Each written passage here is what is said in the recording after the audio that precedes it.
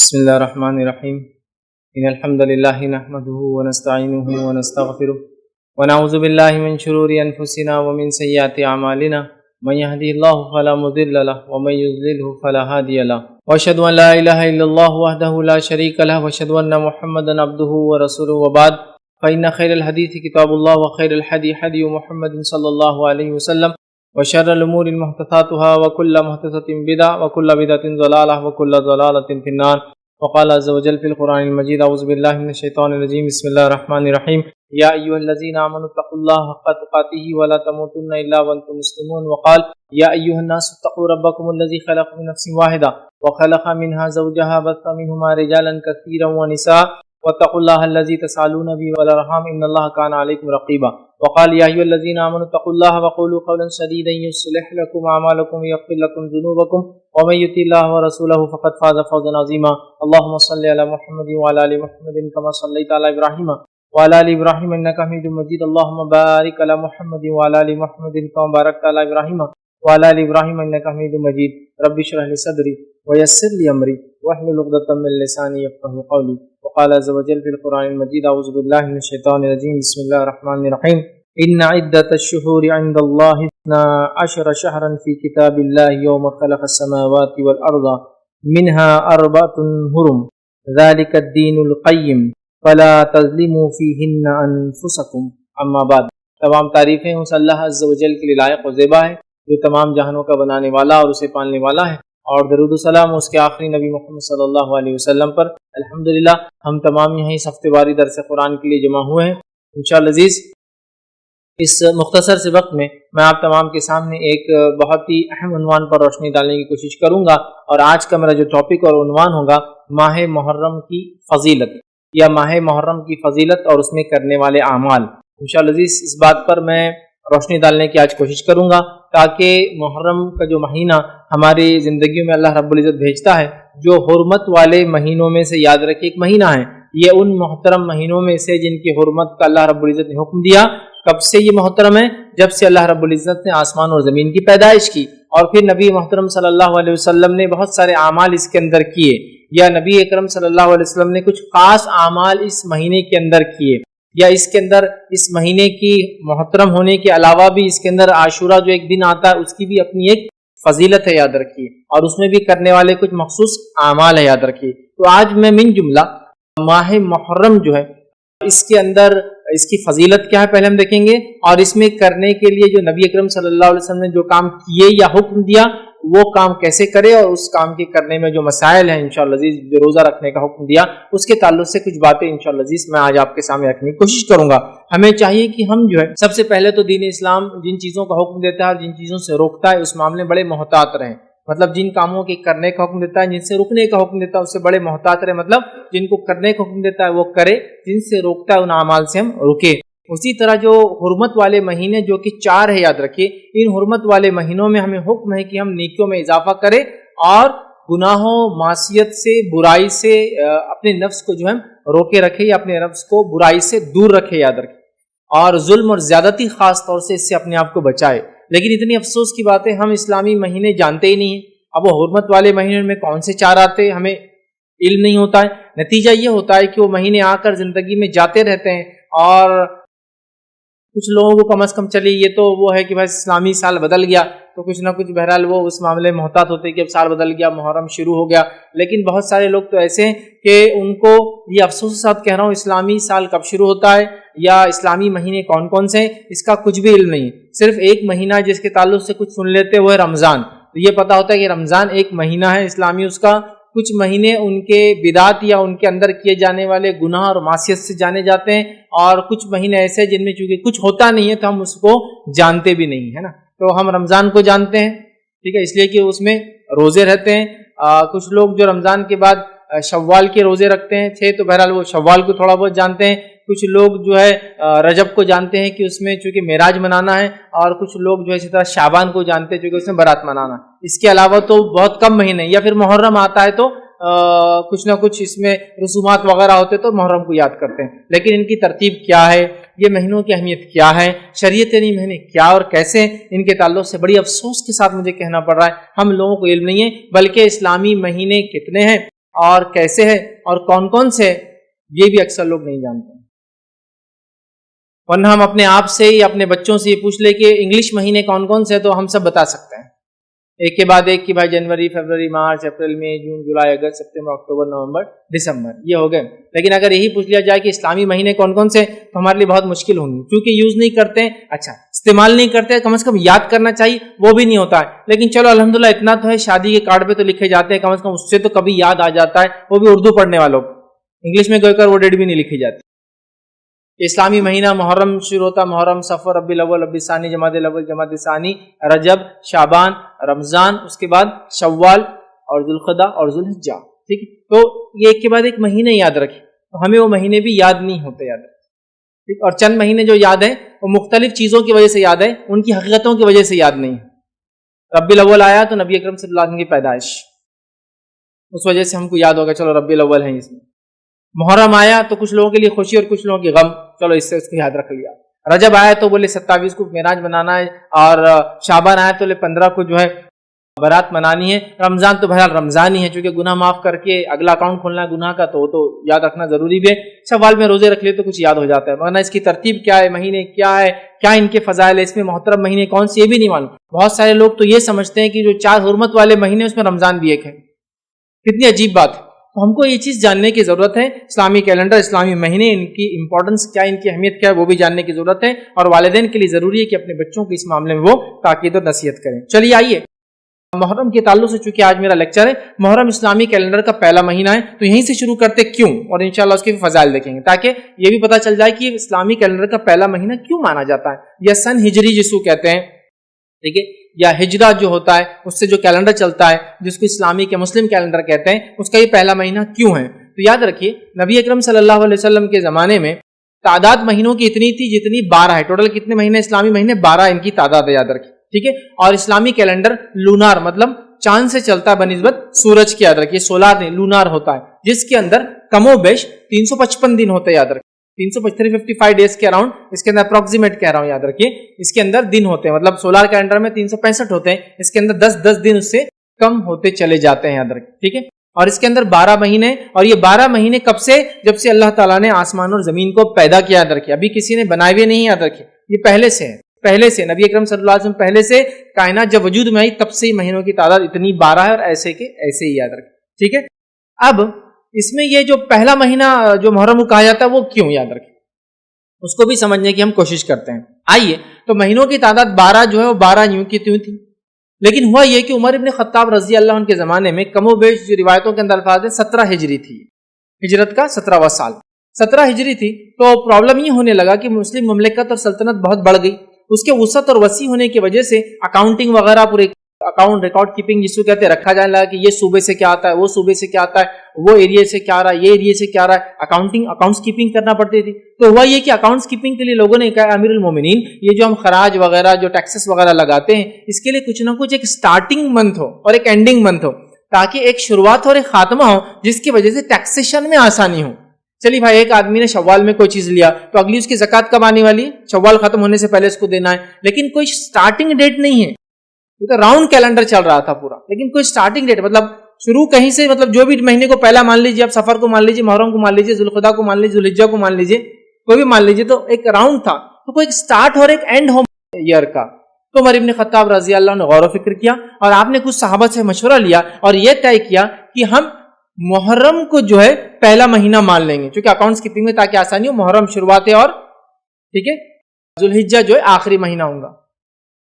تو کیوں یہ محرم کو انہوں نے فرسٹ چنا؟ تو اس کے پیچھے جو امیر المومنین عمر ابن خطاب رضی اللہ عنہ کی حکمت تھی وہ یہ تھی کہ نبی اکرم صلی اللہ علیہ وسلم نے ذوالحجہ کے آخری ایام میں ہجرت شروع کی، آخری ایام میں ہجرت شروع کی. لیکن جب آپ مدینہ پہنچے تو اس دن 1 محرم تھی، مطلب محرم کی 1 تاریخ تھی. تو آپ نے یہ سوچا کیوں نہ ہجرت سے اسلامی کیلنڈر کو شروع کیا جائے.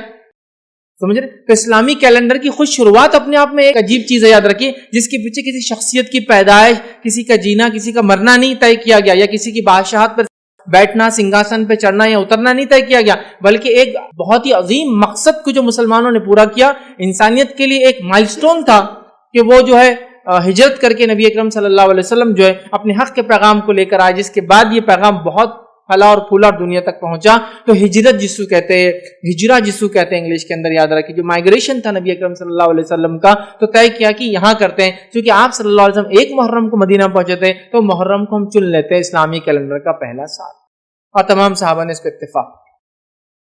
تو یوں یہ چالو ہو گیا پہلا مہینہ. حالانکہ ترتیب کے اعتبار سے یہ 3 مہینے حرمت والے ایک ساتھ آتے ہیں. پہلا ذوالقعدہ, دوسرا ذوالحجہ اور تیسرا محرم, یاد رکھیں تینوں پے در پے ایک کے بعد ایک آتے ہیں, یاد رکھیں. چلیے آئیے اب آگے بڑھتے ہیں اور محرم کے تعلق سے کچھ فضائل آپ کے سامنے رکھنے کی کوشش کروں گا.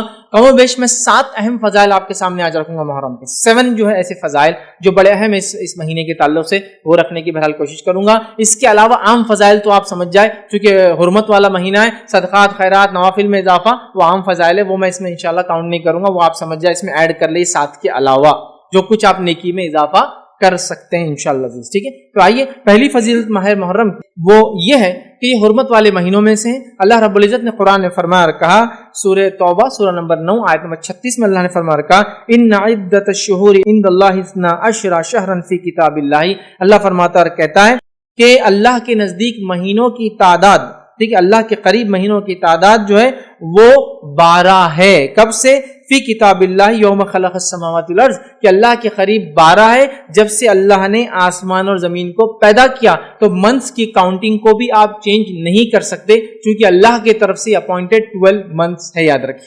ٹھیک ہے, تو اللہ نے کہا کہ جب سے آسمان اور زمین کو پیدا کیا, منہا اربعۃ حرم, اور ان کے اندر 4 ایسے جو حرمت والے ہیں, محترم ہیں. جنگ اور جدال, معصیت اور گناہوں کے کام سے بچنا چاہیے, یوں تو ہمیشہ بچنا چاہیے, ان مہینوں میں خاص بچنا چاہیے, اور نیکی میں اضافہ کرنا چاہیے. تو ان کے اندر 4 حرمت والے ہیں. پھر فرمایا ذالک الدین القیم, اور یہی سچا اور سیدھا جو ہے طریقہ اور دین ہے. پھر فرمایا فلا تظلموا فیہن انفسکم, تو اپنی نفسوں پہ تم لوگ ان مہینوں میں ظلم نہ کیا کرو. تو ان مہینوں میں تم اپنے نفسوں پہ ظلم نہ کیا کرو, یاد رکھیں. ٹھیک ہے, اب اس کے پیچھے بہت لمبے لمبے تاریخی واقعات ہیں, میں اس میں نہیں جاؤں گا, بس مختصر بیان کروں گا. یہ اللہ نے کیوں کہا کہ اللہ کے نزدیک گنتی 12 ہے اور ان کے اندر ظلم نہ کیا کرو. ٹھیک ہے, تو یہ اس لیے کہا گیا, اور یہ بالکل 12 ہے کیوں, تو مشرکین مکہ جو ہے ان 4 حرمت والے مہینوں کی بڑی تعظیم کرتے تھے, یاد رکھیں. ٹھیک ہے, اب یہ 4 حرمت والے مہینے کون سے ہیں وہ بھی ہم دیکھ لیتے ہیں, جو کہ ایک حدیث ہی ہم دیکھتے ہیں جس میں نبی اکرم صلی اللہ علیہ وسلم فرمایا, جو کہ متفق علیہ روایت ہے. آپ نے فرمایا کہا, بے شک زمانہ گھوم گھما کر اسی حالت پر لوٹ آیا ہے جس پر اس وقت تھا. مطلب آپ سے کیا فرما رہے ہیں کہ بے شک زمانہ گھوم گھما کر اسی حالت پر لوٹ آیا ہے جس پر وہ اس وقت تھا جب اللہ تعالیٰ نے آسمان اور زمین کی تخلیق فرمائی.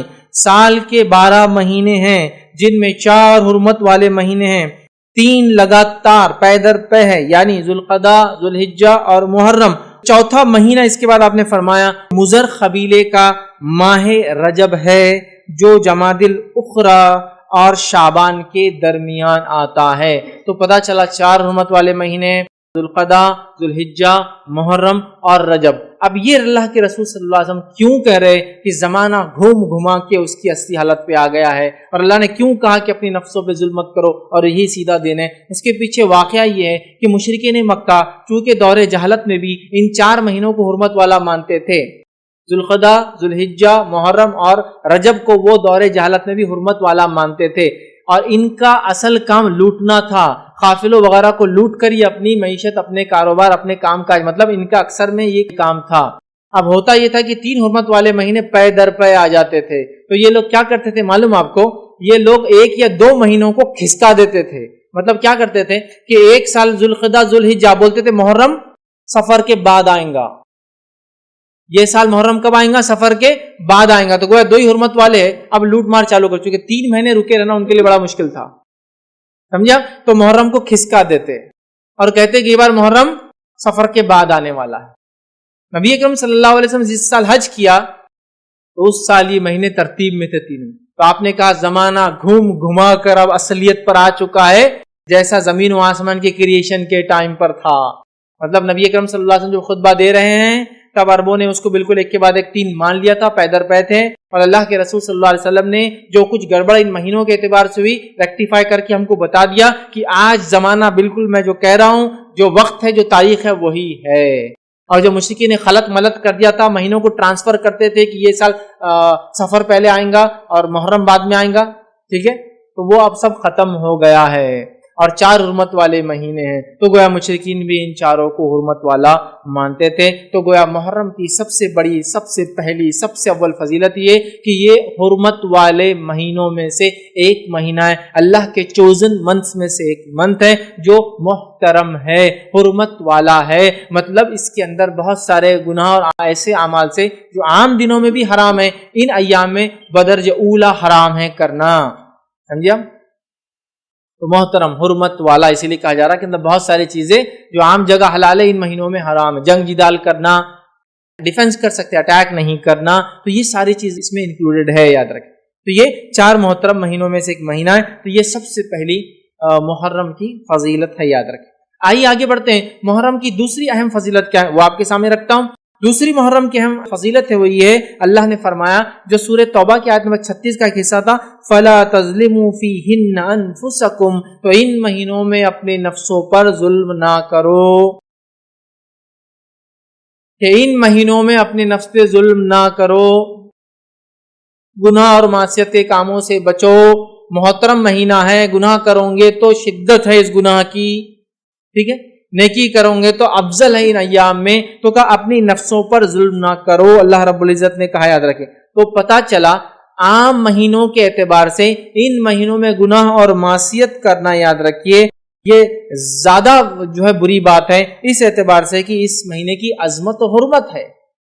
حالانکہ امام قتادہ رحمۃ اللہ علیہ فرماتے ہیں، ان کا قول ہے، حرمت والے مہینوں میں ظلم کرنا دیگر ماہ کے بنسبت ظلم کرنے سے زیادہ بڑا گناہ ہے اور غلطی کا کام ہے، اگرچہ ظلم کرنا ہر حال میں عظیم گناہ ہے، مگر اللہ اپنے امر میں سے جسے چاہتا ہے عظیم بنا دیتا ہے۔ تو امام قتادہ رحمۃ اللہ علیہ جو بڑے مشہور مفسرین میں بھی ہیں، ان کے اقوال آپ سنتے ہوں گے بار بار، وہ فرماتے ہیں کہ ان ایام میں حرمت والے 4 مہینوں میں گناہ کرنا بڑا زیادہ گناہ ہے، حالانکہ گناہ تو گناہ ہی ہے، ہر بار گناہ کا گناہ ہی ملیں گا، لیکن چونکہ اللہ نے ان کو حرمت والا قرار دیا ہے، اس میں گناہ کرنا ایک عظیم گناہ ہے، مطلب اس کا گناہ زیادہ ملیں گا۔ تو ہمیں ان مہینوں میں اپنے آپ کو ظلم، زیادتی اور گناہ اور معصیت سے بچانا چاہیے اور نیکی میں اضافہ کرنا چاہیے۔ تو گویا یہ مہینے میں اس کی حرمت میں، اس کی فضیلت میں ایک فضیلت یہ ہے کہ اس میں ہمیں نیکیوں میں اضافہ کرنا چاہیے، گناہوں سے رکنا چاہیے، کیونکہ یہ حرمت والا مہینہ ہے۔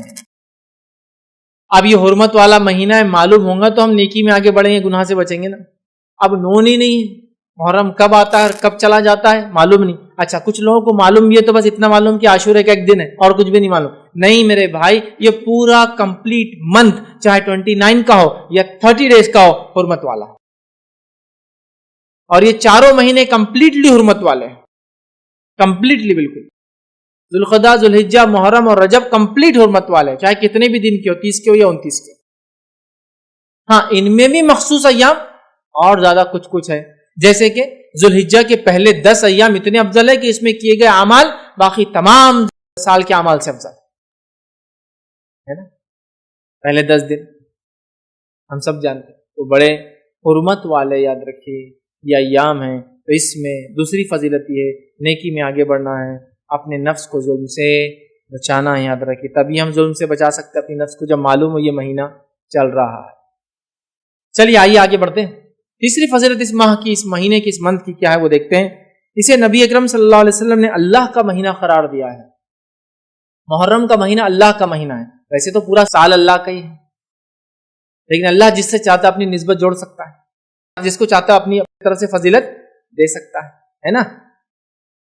تمام دن اللہ کے ہیں، تمام مہینے اللہ کی، لیکن اللہ اس کو جوڑتا ہے۔ تمام کائنات میں جو کچھ ہے وہ اللہ کا ہے، تمام مسجدیں اللہ کا گھر ہے، لیکن اللہ نے ایک گھر کو خاص نسبت دی اپنے سے، اور وہ بیت اللہ ہے۔ اللہ کی مرضی کہ کسی جگہ کو، کسی مقام کو، کسی دن کو، کسی مہینے کو اپنے سے جوڑ سکتا ہے، یہ اللہ کی مرضی۔ تو نبی اکرم صلی اللہ علیہ وسلم نے اس ماہ کو، حالانکہ سارے ماہ اللہ کے ہیں، اللہ کا مہینہ قرار دیا، اللہ نے اپنی نسبت جوڑا اس میں۔ اس سے بھی اس کی فضیلت میں سمجھتا ہوں آپ لوگوں کے سامنے، ہمارے سامنے واضح ہوتی ہے، یاد رکھیے، تو ٹھیک ہے۔ تو آئیے، اللہ کا مہینہ ہے، اس تعلق صحیح مسلم کی روایت ہے، نبی اکرم صلی اللہ علیہ وسلم فرماتے ہیں، اور حدیث کے الفاظ ہے، افضل الصیام بعد رمضان شہر اللہ المحرم، کیا فرماتے ہیں؟ رمضان المبارک کے بعد اللہ کے مہینے محرم کے روزے سب سے زیادہ افضل ہیں. تو یہاں اللہ کا مہینہ شہر اللہ المحرم کہا، تو یہاں کا شہر اللہ المحرم اللہ کا مہینہ محرم. یہاں ہمارا ابھی جو جملہ ہے یہ لیں گے ہم، اللہ کا مہینہ محرم. تو تیسری فضیلت اس مہینے کی ہے، نبی اکرم صلی اللہ علیہ وسلم نے اس ماہ کو اللہ کا مہینہ کہا ہے. میں سمجھتا ہوں فضیلت بڑی واضح ہے. یہ اللہ کا مہینہ ہے، سارا سال اللہ کا، لیکن اس مہینے کو اللہ نے خاص نسبت دی اپنے آپ سے، یاد رکھیے. ابن رجب رحمۃ اللہ علیہ فرماتے اور کہتے ہیں کہ اس حدیث میں اس بات کی صراحت ہے، کلیریفیکیشن ہے کہ رمضان کے بعد سب سے بہترین نفل روزہ اللہ کے مہینے محرم کا ہے. رمضان کے بعد ایک تو اس میں شہر اللہ المحرم میں سے پہلے کہ افضل الصیام، سب سے افضل روزہ اس مہینے کا ہے. اور وہ کون سا مہینہ ہے؟ جو ہے محرم کا ہے. اور یہ مہینہ کیا ہے؟ اللہ کا مہینہ، یاد رکھے یہ یہاں بتایا جا رہا ہے. تو محرم یہ اللہ کا مہینہ، یاد رکھیے، اور اس کی بڑی جو ہے حرمت ہے، یاد رکھیے اس مہینے کی، یاد رکھیے. ٹھیک ہے، اب آئیے، چونکہ اس کو اللہ کا مہینہ محرم کہا گیا ہے، اسی سے ہم اس کی چوتھی فضیلت بھی دیتے ہیں. اور چوتھی فضیلت اس مہینے کی وہ یہ ہے کہ حرمت والے مہینوں میں یہ سب سے افضل مہینہ ہے. حرمت والے مہینے کتنے ہیں؟ 4 ہیں. اس میں یہ سب سے افضل ہے. یہ تو خاص طور سے اس مہینے کی نسبت یہ کہا گیا شہر اللہ المحرم، اللہ کا مہینہ محرم. سمجھ رہے ہیں؟ اللہ کا مہینہ محرم کیا گیا. اور اس تعلق سے بعض اسلاف کے اقوال کیسے دیکھیے، جو میں کہہ رہا ہوں حرمت والے مہینے سب سے افضل ہے، کیوں کہہ رہا ہوں کہ بعض علماء اور بعض اسلاف کے اقوال اس طرح سے وہ کہتے ہیں، جیسا کہ حسن بصری رحمۃ اللہ علیہ جو کہ تابعین نے بڑا مقام، اونچا مقام، کبار تابعین میں سے، وہ فرماتے اور کہتے ہیں کہ حرمت والے مہینے میں سب سے افضل اللہ کا مہینہ محرم ہے.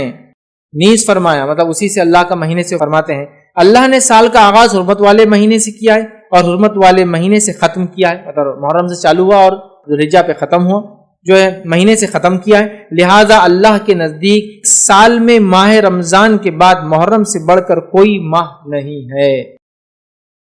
تو اس سے وہ کہتے ہیں کہ یہ اللہ کا مہینہ ہے تو حرمت والے مہینوں میں سب سے افضل ہے، اور روزوں کے اعتبار سے رمضان کے بعد اس کے روزے کا مقام ہے. تو وہ رمضان کے بعد اسی کا مقام ہے فضیلت کے اعتبار سے، لیکن حرمت والے مہینوں میں یہ ٹاپ موسٹ کہلائیں گا چونکہ اس کی بڑی اہمیت. اسی طرح ایک اور چیز آتی ہے، وہ یہ ہے کہ محرم میں سب سے افضل، یاد رکھیے وہ کیا ہے. تو محرم میں بھی سب سے افضل جو سلف کے اقوال ہے کہ سلف 3 عشروں کو بڑی اہمیت دیتے. ہمارے جو اسلاف تھے صحابہ، تابعین، تبع تابعین، وہ 3 عشروں کو، 3 دہائیوں کو، عشر مطلب 10 ڈیز جو ہوتے منتھ کے، ان کو اہمیت دیتے تھے. وہ کون کون سے ہیں؟ ٹھیک ہے، عشروں میں تعظیم کرتے تھے، اہمیت دیتے تھے. وہ کون سے؟ پہلا وہ کہتے ہیں کہ رمضان کا آخری عشرہ، اس کی بڑی اہمیت تھی سلف کے پاس. ذوالحجہ کا پہلا عشرہ، اس کی بڑی اہمیت تھی سلف کے پاس. اور محرم کا پہلا عشرہ، اس کی بڑی اہمیت تھی سلف کے پاس. یہ 10 ڈیز جو بڑے اہمیت کے حامل ہے. رمضان کا آخری 10 دن جس میں قدر آتی ہے، اور ذوالحجہ کی پہلے 10 دن جو سب سے افضل دن ہے، اس سے افضل کوئی دن نہیں ہے، اور محرم کے پہلے 10 دن. ٹھیک ہے، تو اس سے اس کی چوتھی فضیلت پتہ چلتی ہے، حرمت والے مہینوں میں یہ بڑا افضل ہے. آئیے اس کی 5ویں فضیلت کیا ہے، 5th اس کی فضیلت کیا ہے، وہ کیا ہے؟ اس عظیم ماہ میں کثرت سے روزے رکھنا مستحب ہے، جو کہ صحیح مسلم کی وہ روایت ہے، افضل الصیام بعد رمضان شہر اللہ المحرم، کہ رمضان کے بعد اللہ کے قریب سب سے افضل روزے محرم ہیں، یا دوسرے الفاظ میں نفل روزوں میں سب سے افضل روزے محرم کے ہیں. اور آگے نبی اکرم صلی اللہ علیہ وسلم اسی حدیث میں وَأَفْضَلُ الصَّلَاةِ بَعْدَ الْفَرِيضَةِ صَلَاةُ اللَّيْلِ، اور سب سے افضل صلاۃ، سب سے افضل نماز فرض نمازوں کے بعد وہ رات کی نماز ہے. تو نفل میں سب سے افضل تہجد، اور نفل روزوں میں سب سے افضل محرم کے روزے ہیں. کیوں؟ تو افضل الصیام، سب سے افضل روزے بعد رمضان، رمضان کے بعد کون سے؟ اللہ کے مہینے محرم کے. ہمیں چاہیے اس مہینے محرم میں کیا کریں؟ کثرت سے روزے رکھیں، کثرت سے روزے رکھیں، گناہوں سے بچے، نیکیوں کے کام میں آگے بڑھے، ہے نا. ان کے اول 10 دن کے زیادہ سے زیادہ فائدے اٹھائے. یہ بڑی اہم بات ہے، یاد رکھیں، یہ بڑی اہم بات. اس کو بہت سوچ وچار کر کے ہمیں پلان آرڈر میں اس منتھ کو جینے کی کوشش کرنا چاہیے، یاد رکھیے. لیکن یہ تب ہوگا جب ہم کو اس کی اہمیت، اس کی فضیلت معلوم ہوں گی، یاد رکھیے. ٹھیک ہے، تو یہ جو ہے بہت عظیم ہے، اور سب سے افضل نفل روزہ اسی مہینے کا یاد رکھیے روزہ ہے، اور اس حدیث سے صراحت ہوتی ہے۔ ابن رجب کا میں نے وہ قول آپ سامنے رکھا رحمۃ اللہ علیہ کا، وہ فرماتے ہیں اس حدیث سے اس بات کی صراحت ہوتی ہے کہ رمضان کے بعد سب سے بہترین نفل روزہ اللہ کے مہینے محرم کا روزہ ہے، یاد رکھیے، اور یہ یاد رکھیے نفل روزوں میں سب سے افضل ہے، یاد رکھیے۔ اسی طرح جو ہے محرم میں روزہ رکھنا جو ہے اور کثرت سے روزہ رکھنا یہ بڑی اہم چیز ہے، یاد رکھیے۔ اس کا یہی معنی ہے کہ ایک انسان نفل روزہ رکھے اور محرم کا روزہ سب سے افضل ہے، اس کا معنی ہی ہوتا ہے کہ ہم زیادہ سے زیادہ اگر نفل روزے رکھنے کی کوشش کرتے ہیں تو کون سے مہینے میں رکھیں؟ محرم کے مہینے میں رکھنے کی کوشش کریں، یاد رکھیں، کیونکہ نبی اکرم صلی اللہ علیہ وسلم رمضان کے علاوہ بھی رمضان کے علاوہ نبی اکرم صلی اللہ علیہ وسلم نے، یاد رکھیے اس بات کو بھی آپ ذہن میں رکھیں کہ نبی اکرم صلی اللہ علیہ وسلم نے رمضان کے علاوہ کسی مہینے کے پورے روزے نہیں رکھے۔ مطلب یہ ہوا کہ محرم کے مہینے جس کو کہیں گے یہ پسندیدہ ہے کہ اس کو زیادہ سے زیادہ انسان رکھے، لیکن زیادہ سے زیادہ کا معنی یہ نہیں کہ پورے مہینے کی، لیکن کو رکھتا ہے تو کوئی گناہ نہیں کرتا، یاد رکھے، چونکہ اس کا معنی ہے کہ جس کو کہیں گے یہ پسندیدہ چیز ہے کہ ہم زیادہ سے زیادہ کوشش کریں، لیکن نبی اکرم صلی اللہ علیہ وسلم نے رمضان کے جیسا روزہ مطلب پورے مہینے کا روزہ رمضان کے علاوہ کسی مہینے کا نہیں رکھا۔ اور متفق علیہ روایت ہے، اس کے الفاظ اس طرح سے ہے کہ رمضان کے علاوہ نبی اکرم صلی اللہ علیہ وسلم نے کبھی بھی جو ہے ایک ماہ کے مکمل روزے نہیں رکھا، اور نہ ہی شعبان سے زیادہ کسی مہینے میں روزے رکھے۔ اسے پتہ چلا کہ محرم کا مہینہ یہ پسندیدہ ہے، کوشش کرنا چاہیے رکھے، لیکن پورے مہینے کا رکھنا نبی اکرم صلی اللہ علیہ وسلم ثابت نہیں ہے، آپ نے صرف رمضان کے پورے رکھے، اور سب سے زیادہ روزے جس مہینے کے آپ رکھتے تھے وہ کون سا تھا؟ شعبان تھا، یاد رکھیں۔ اب ایک اشکال ہو سکتا ہے ذہن میں کہ جب محرم کا مہینہ سب سے افضل مہینہ ہے تو نبی اکرم صلی اللہ علیہ وسلم نے محرم میں سب سے زیادہ روزے کیوں نہیں رکھے؟ تو اس کے لیے علماء لکھتے ہیں ہو سکتا ہے محرم کی فضیلت نبی اکرم صلی اللہ علیہ وسلم کو بعد میں بتائی گئی ہو اور اس سے پہلے آپ شعبان کے روزے رکھتے رہے۔ ہو سکتا ہے محرم کی فضیلت تو پہلے بتائی گئی ہو، لیکن غزوات، سفر یا بیماری کی وجہ سے اللہ کے رسول نے اس کے روزے زیادہ نہ رکھے ہو، کچھ بھی ریزن ہو سکتا ہے، لیکن افضل تو سب سے کون سے؟ محرم کے۔ لیکن نبی اکرم صلی اللہ علیہ وسلم نے کمپلیٹ منتھ کے روزے صرف رمضان کے رکھے، اور رمضان کے علاوہ شعبان سے زیادہ روزے آپ کسی مہینے میں نہیں رکھتے تھے، یاد رکھیں، ٹھیک ہے۔ لیکن افضل تو بہرحال اسی کے، تو اس سے پتہ چلتا ہے کہ یہ استحباب جس کو بولتے ہیں مستحب ہے کہ ہم جو اس کے روزے زیادہ سے زیادہ رکھنے کی جو ہے بہرحال کوشش کریں، ٹھیک ہے۔ آئیے آگے بڑھتے ہیں۔ چھٹی فضیلت اس مہینے کی کیا ہے؟ سکس فضیلت ہم دیکھتے ہیں، چھٹی کیا ہے؟ وہ یہ کہ محرم میں عاشورہ ہے۔ محرم میں عاشورہ ہے۔ عاشورہ کیا ہے؟ محرم کی 10 تاریخ محرم میں عاشورہ ہے، اور عاشورہ کیا ہے؟ محرم کی 10 تاریخ ہے، یاد رکھیں۔ آئیے اس کے تعلق سے بھی کچھ باتیں ہم سیکھنے کی کوشش کرتے ہیں، ٹھیک ہے۔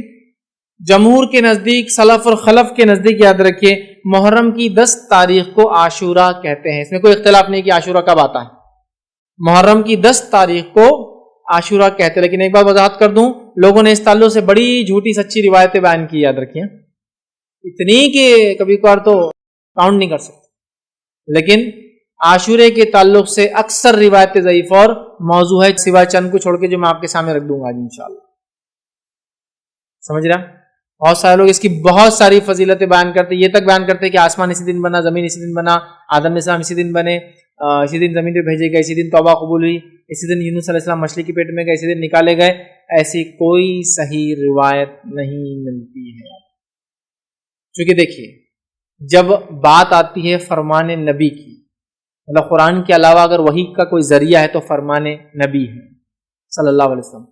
فرمان نبی میں اگر کوئی چیز نہ ہو تو میں اپنے دل سے راب بول کر اللہ کے سامنے پکڑ میں نہیں آنا چاہیے، ہے نا، بس تو نہیں ملتی۔ افضل دن ہے، لیکن بہت سارے لوگ جو بتاتے ہیں وہ نہیں۔ ہاں یہ تو حدیث کے اندر واضح ہے کہ اللہ تعالیٰ نے آدم علیہ السلام کو جمعہ کے دن بنایا، آدم علیہ السلام کے دن جمعہ کے دن روح پھونکی گئی، آدم علیہ السلام جو جمعہ کے دن ان کی خطا معاف ہوئی، وہ دنیا کے اندر قدم رکھے تو وہ جمعہ کا دن تھا، اور قیامت جمعہ کے دن آئیں گی۔ یہ ساری چیزیں تو ہے، وہ جمعہ کے لیے، بس محرم کے لیے نہیں، عاشورے کے لیے نہیں۔ چلیے آگے بڑھتے ہیں۔ تو عاشورہ یاد رکھیے یہ بڑا اور مشہور اور معروف ہے، ہم سب عاشورے کے تعلق سے جانتے ہیں۔ عاشورہ 10 محرم کو ہوتا ہے، اور اس دن روزہ رکھنا یہ سنت ہے۔ عاشورے کی فضیلت اپنی جگہ ہے، اور اس دن روزہ رکھنا یہ کیا ہے؟ سنت ہے۔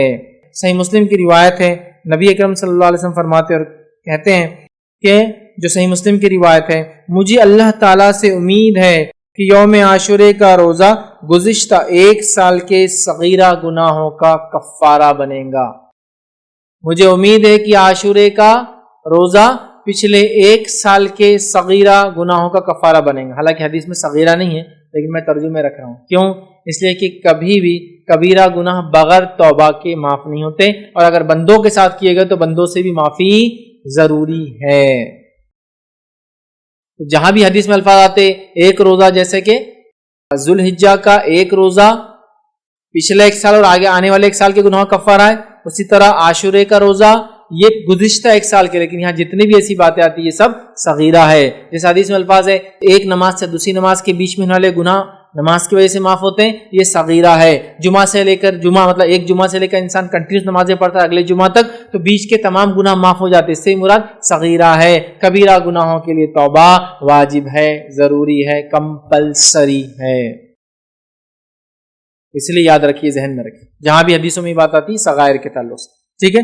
تو مجھے امید ہے کہ یہ پچھلے 1 سال کے گناہوں کا کفارہ بنیں گے۔ نبی اکرم صلی اللہ علیہ وسلم نے حدیث میں فرمایا، صحیح مسلم کی روایت ہے، ٹھیک ہے؟ اسی طرح عاشورے کے روزے سے تمام چھوٹے گناہ معاف ہو جاتے ہیں، لیکن بڑے گناہ معاف نہیں ہوتے، اس کے لیے توبہ ضروری ہے۔ اب ایک سوال، کسی نے اگر چھوٹے گناہ کیا ہی نہ ہو پورے سال، نہ چھوٹے کیا ہو نہ بڑے کیا ہو، تو پھر کیا ہوگا عاشورے سے اس کو فائدہ؟ اس کے درجات علماء لکھتے بلند ہو جائیں گے۔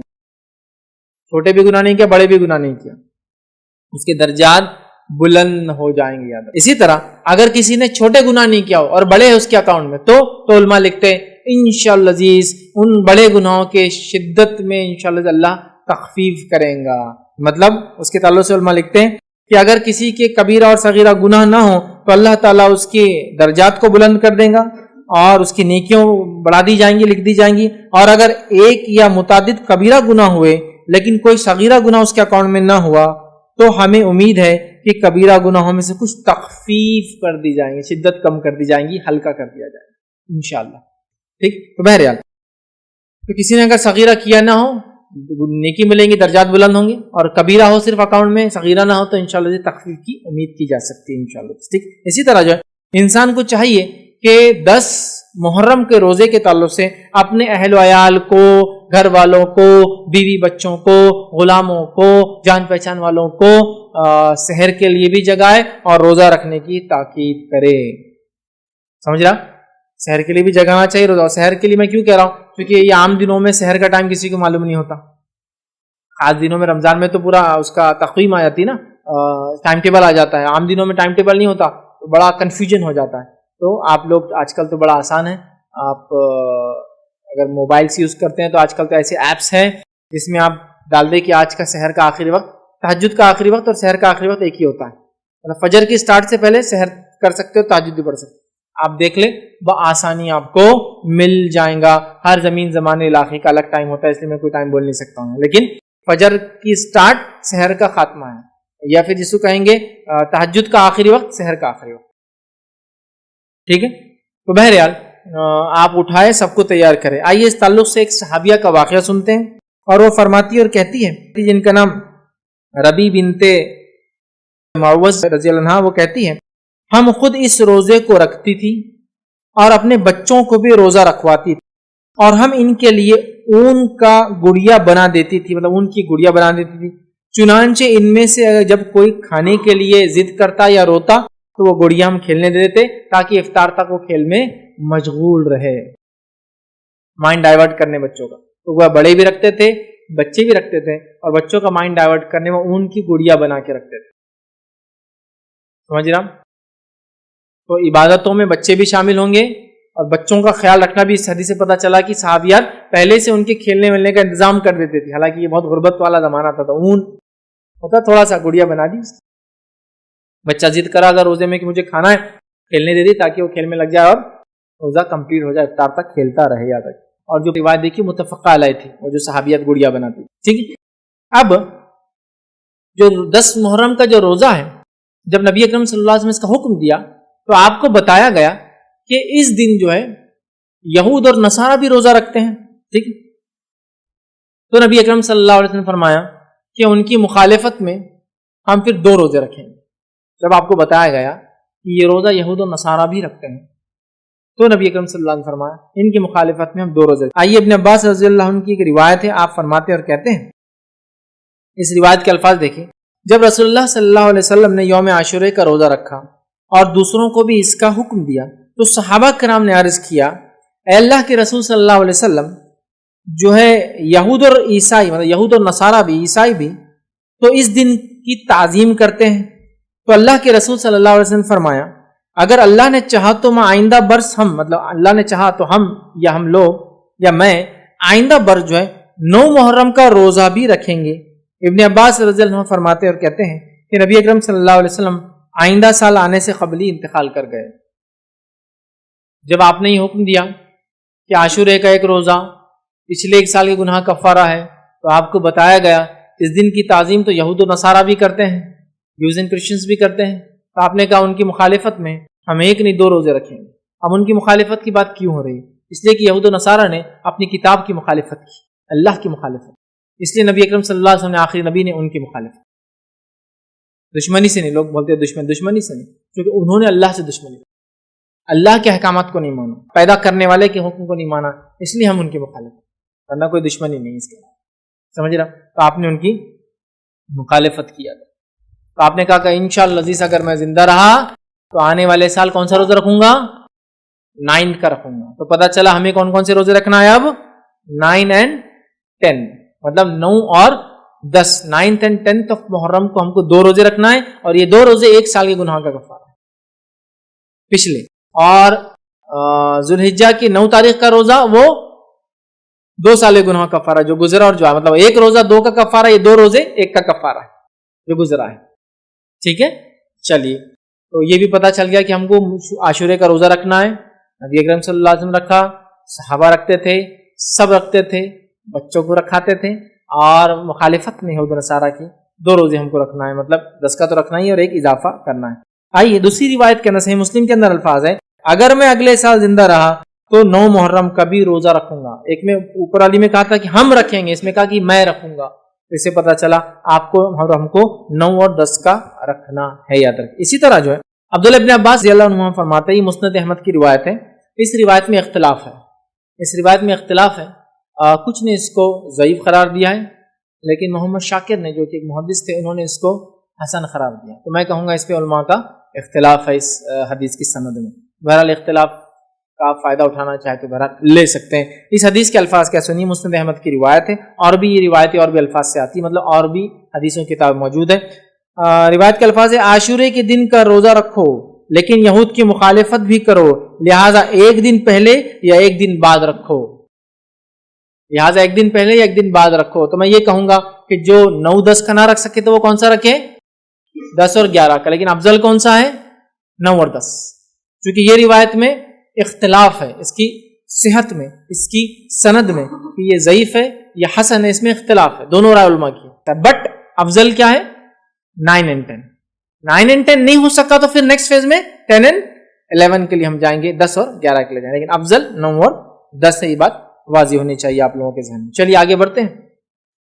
اب کسی وجہ سے یہ 2 روزے آپ نہیں رکھ سکے اور آپ کو صرف 10 کا روزہ مل گیا، مطلب آپ 9 کا بھی نہیں رکھ پا رہے اور 11 کا بھی نہیں رکھ پا رہے کسی بھی وجہ سے، تو کیا ہم 1 روزہ رکھ سکتے ہیں؟ یہ تو ہاں، یہ خالی 1 روزہ بھی رکھا جا سکتا ہے انشاءاللہ، اس میں کوئی مسئلہ نہیں ہے. یاد رکھیں، کسی وجہ سے اگر آپ 1 روزہ ہی رکھ پائے تو بھی یہ کافی ہے. بہت سارے لوگوں کی غلط فہمی ہے کہ اگر 9-10 یا 10-11 کا روزہ نہیں ہوا، نہیں رکھ پائیں گے تو پھر 10 کا روزہ بھی وہ ڈراپ کر دیتے ہیں. کیا کرتے ہیں؟ غلطی کیا ہوتی ہے؟ وہ بولتے ہیں اب 9 کا نہیں ہو رہا اور 11 کا بھی کسی وجہ سے نہیں ہو رہا تو 10 بھی کیا کرتے ہیں؟ چھوڑ دیتے ہیں. ایسا کرنا غلط ہے. اگر کسی وجہ سے آپ 9 کا بھی نہیں رکھ پائے، اگر کسی وجہ سے آپ نے سوچے 10-11 رکھوں گا اور 11 کا نہیں رکھ پائے، تو آپ کا 10 کا روزہ بالکل درست ہے. تو گویا خالی 1 روزہ بھی، جیسا کہ میری صحت ساتھ نہیں دیں گی، 2 روزے تو میں رکھ سکتا ہوں، 1 ہی رکھ پاؤں گا، تو آپ 1 بھی رکھ سکتے ہیں. نیت رکھے کہ اللہ میری صحت ہوتی تو میں دوسرا بھی ضرور رکھوں. یا کسی عورت نے نیت کی کہ 10 اور 11 کا رکھیں گی، سمجھو کسی وجہ سے، ٹھیک ہے، اور ہوا یہ کہ 10 کو تو روزہ رکھ پائی اور 11 کو وہ ناپاک ہو گئی، وہ بھی کوئی مسئلہ نہیں. یا کوئی عورت 9 کو ناپاک تھی، سمجھ رہے آپ، اور اس نے نیت کی تھی کہ 9-10 رکھوں گی، تو بہرحال وہ پھر 10-11 رکھ لیں، اس کے پاس موقع ہے۔ تو بہرحال کسی وجہ سے آپ 9 کا یا 11 کا روزہ سفر کی وجہ سے، بیماری کی وجہ سے، عورت کی حیض کی وجہ سے، کسی اور پرابلم کی سے نہیں بھی رکھ پائے، صحت کی وجہ سے، تو آپ کو ایک روزہ بھی انشاءاللہ عزیز کفایت کر جائیں گا، اس میں کوئی حرج نہیں۔ ایک اور غلط فہمی کہ ایک روزہ نہیں رکھنا بولے ایک روزہ بھٹکتا، اس کی کوئی دلیل نہیں ہے کہ ایک روزہ بھٹکتا، ایسا کچھ بھی نہیں بولے جوڑی دار لگتا، بہت کامن مسکنسیپشن ہے کہ ایک روزہ کبھی نہیں رکھنا، 2 رکھنا بولے، تو لہٰذا 9-10 جیسا ہے۔ اسی طرح ذوالحجہ میں بھی بولے ایک نہیں رکھنا 9 کا، ایک دن پہلے، چونکہ ذوالحجہ کی 10 تاریخ کو تو عید ہے، مطلب بقرعید ہے، تو بولے 8-9 کا رکھنا، ایسا نہیں یاد رکھنا، ایک روزہ بس۔ ہاں، جو روزہ ایک نہیں رکھنے کا حکم دیا گیا ہے وہ کون سے روزہ ہے؟ جمعے کا اکیلا روزہ رکھنا منع کیا گیا اور ہفتے کا اکیلا روزہ رکھنا منع کیا گیا۔ تو اگر آپ کو جمعہ رکھنا ہے تو آپ کو جمعرات ایڈ کرنا پڑے گا اس، یا پھر جمعہ رکھنا ہے تو آپ کو ہفتہ ایڈ کرنا پڑے گا اس، یا آپ کو ہفتہ رکھنا ہے تو اتوار ایڈ کرنا پڑے گا اس۔ خالی جمعے کا اور خالی ہفتے کا روزہ رکھنے سے نبی اکرم صلی اللہ علیہ وسلم منع کیا، بلکہ ہفتے کے تعلق سے آپ نے کہا کہ اگر تمہیں پتے ملے بھی تو کھا لو، لیکن ہفتے کا روزہ خالی مت رکھو۔ یا تو رکھنا ہے تو پھر کیا کرنا ہوگا آپ کو؟ روزہ اٹیچ کرنا ہوگا، ایک وہ جمعہ اور ہفتہ ہے، نہ کہ کوئی اور دن، تو لہٰذا کسی وجہ سے آپ ایک بھی روزہ رکھیں تو انشاءاللہ اس میں کوئی حرج نہیں، ٹھیک ہے۔ اسی طرح ایک اور سوال، لوگ بولتے ہیں کہ میرے رمضان کے روزے باقی ہیں، میرے رمضان کے روزے قضا باقی ہے، تو کیا میں یہ روزے رکھ سکتا ہوں؟ یہ تو نفل ہے، یہ تو سنت ہے، اب میرے تو فرض ہی قضا ہے۔ تو یاد رکھیے، آپ رمضان کے روزے قضا ہو بھی تو یہ نفل روزے رکھ سکتے ہیں۔ بہت سے لوگوں کا مسکنسیپشن ہوتا ہے کہ رمضان کی اگر قضا ہے تو باقی نفل روزے نہیں ہو سکتے جب تک کہ قضا پوری نہیں ہوتی۔ تو میں یہ بتانا چاہوں گا، یہ جو روزہ ہے محرم کا، خاص طور سے 9 اور 10 کا، یہ روزہ مخصوص ہے اور ایک تاریخ سے اٹیچ ہے، یہ تاریخ جاننے کے بعد آپ کو اس کو رکھنے کا موقع نہیں ملے گا۔ لہٰذا اگر رمضان کی قضا باقی ہے بھی، تو بہت ساری بار بیمار لوگوں کا مسئلہ ہوتا ہے، عورتوں کا ہوتا ہے کہ حیض کی وجہ سے روزے ان کے چھوٹ جاتے ہیں رمضان کے اور وہ رکھ نہیں پاتی، اب محرم آ جاتا ہے، پھر وہ سوچتے رہے محرم آ گیا تو کیا محرم کے نفل رکھوں جبکہ میرے تو فرض باقی ہے۔ تو یاد رکھیے، آپ کی فرض روزے اگر قضا باقی بھی ہے تو علماء کی کئی قول اور فتاوی موجود ہیں کہ آپ قضا روزے باقی رہنے کے باوجود بھی محرم کا روزہ آپ رکھ سکتے۔ تو لہٰذا محرم کا یہ روزہ 9-10 کا آپ بالکل، اگر قضا روزے باقی بھی ہیں تو رکھ لے، چونکہ قضا روزوں کے لیے تو آپ کے پاس اگلے سال تک موقع ہے، مطلب اگلے رمضان آنے سے پہلے تک موقع ہے، لیکن یہ روزے تاریخ سے جڑے ہیں، ایک بار چلے جائیں گی تاریخ تو پھر موقع نہیں ملیں گا۔ تو لہٰذا نفلی روزہ، قضا روزے اگر فرض باقی ہے بھی تو رکھا جا سکتا ہے، تو لہٰذا آپ اس کو رکھ سکتے ہیں۔ آئیے اسی طرح اگر مسافر ہو، کوئی مشقت ہو یا کوئی تکلیف ہو تو یاد رکھیے اس روزے کو عاشورے کے جو ہے چھوڑنے میں بھی کوئی حرج نہیں ہے۔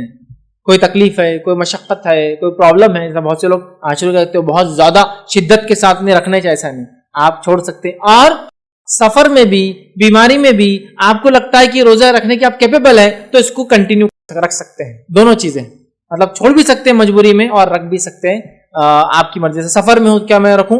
اس لیے کہ اللہ نے تو قرآن میں کہا کہ رمضان کی بھی روزے اور آپ سفر میں تو چھوڑ سکتے ہیں، لیکن اگر کسی کو تندرستی، صحت ہے اور سفر میں تکلیف نہیں ہوں گی اور وہ اس کو اپنے سفر میں آڑ نہ بنا لے روزے کو، تو رکھنے میں کوئی حرج نہیں۔ آڑ بولے تو کیسا؟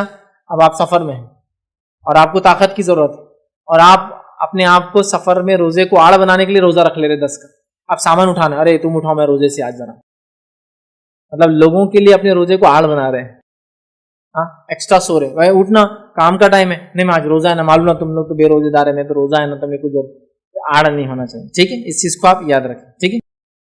اچھا ایک اور سوال، کیا یہ روزے کی قضا ہو سکتی ہے 10 محرم کی؟ تو یاد رکھیں اس روزے کی کوئی قضا نہیں ہے، چونکہ یہ روزہ ایک پرٹیکولر ڈے سے جڑا ہوا ہے، وہ دن جانے کے بعد اس کی قضا نہیں ہوتی ہے، یاد رکھیں، ٹھیک ہے۔ اسی طرح جو ہے میں ہر سال یہ روزہ رکھنے کا عادی ہوں، میں ہر سال 9-10 کا روزہ رکھتا ہوں، یہ سال کسی وجہ سے رکھ نہیں پایا، بیماری کی وجہ سے رکھ نہیں پایا، سفر کی وجہ سے رکھ نہیں پایا، عورت ہے تو حیض کی وجہ سے رکھ نہیں پائی، نفاس کی وجہ سے، مطلب مینسس کی وجہ سے جو ہے، اور نفاس کی وجہ سے اولاد کی پیدائش کے بعد جو مسئلہ ہوتا ہے میں روزے نہیں رکھ پائی، تو علماء لکھتے ہیں اگر اس کی نیت تھی اور وہ ہر سال رکھتا تھا یا رکھتی تھی اور اس کی نیت یہ تھی تو انشاءاللہ عزیز اس نیت کی وجہ سے اس کو اس کا بھی اجر اور ثواب مل جائیں گا. اور اس کے لیے وہ لوگ دلیل اس حدیث کو رکھتے ہیں. اور حدیث دیکھیے اس طرح سے ہے جس میں نبی اکرم صلی اللہ علیہ وسلم فرمایا, صحیح بخاری کی روایت آپ نے فرمایا, جب بندہ بیمار ہو جائے یا سفر پہ ہو تو اقامت وہ صحت کی حالت میں عمل کرنے کی طرح اس کے لیے اجر لکھا جاتا ہے. جب بندہ بیمار ہو جائے یا سفر میں ہو جس کی وجہ سے وہ ریگولر جو کام کرتا تھا اعمال کرتا تھا نہیں کر پاتا ہے تو اللہ تعالیٰ اس کی نیت کی وجہ سے اس کو اس کا اجر دے دیتا ہے. سبحان اللہ. ایک بوڑھا آدمی ہے,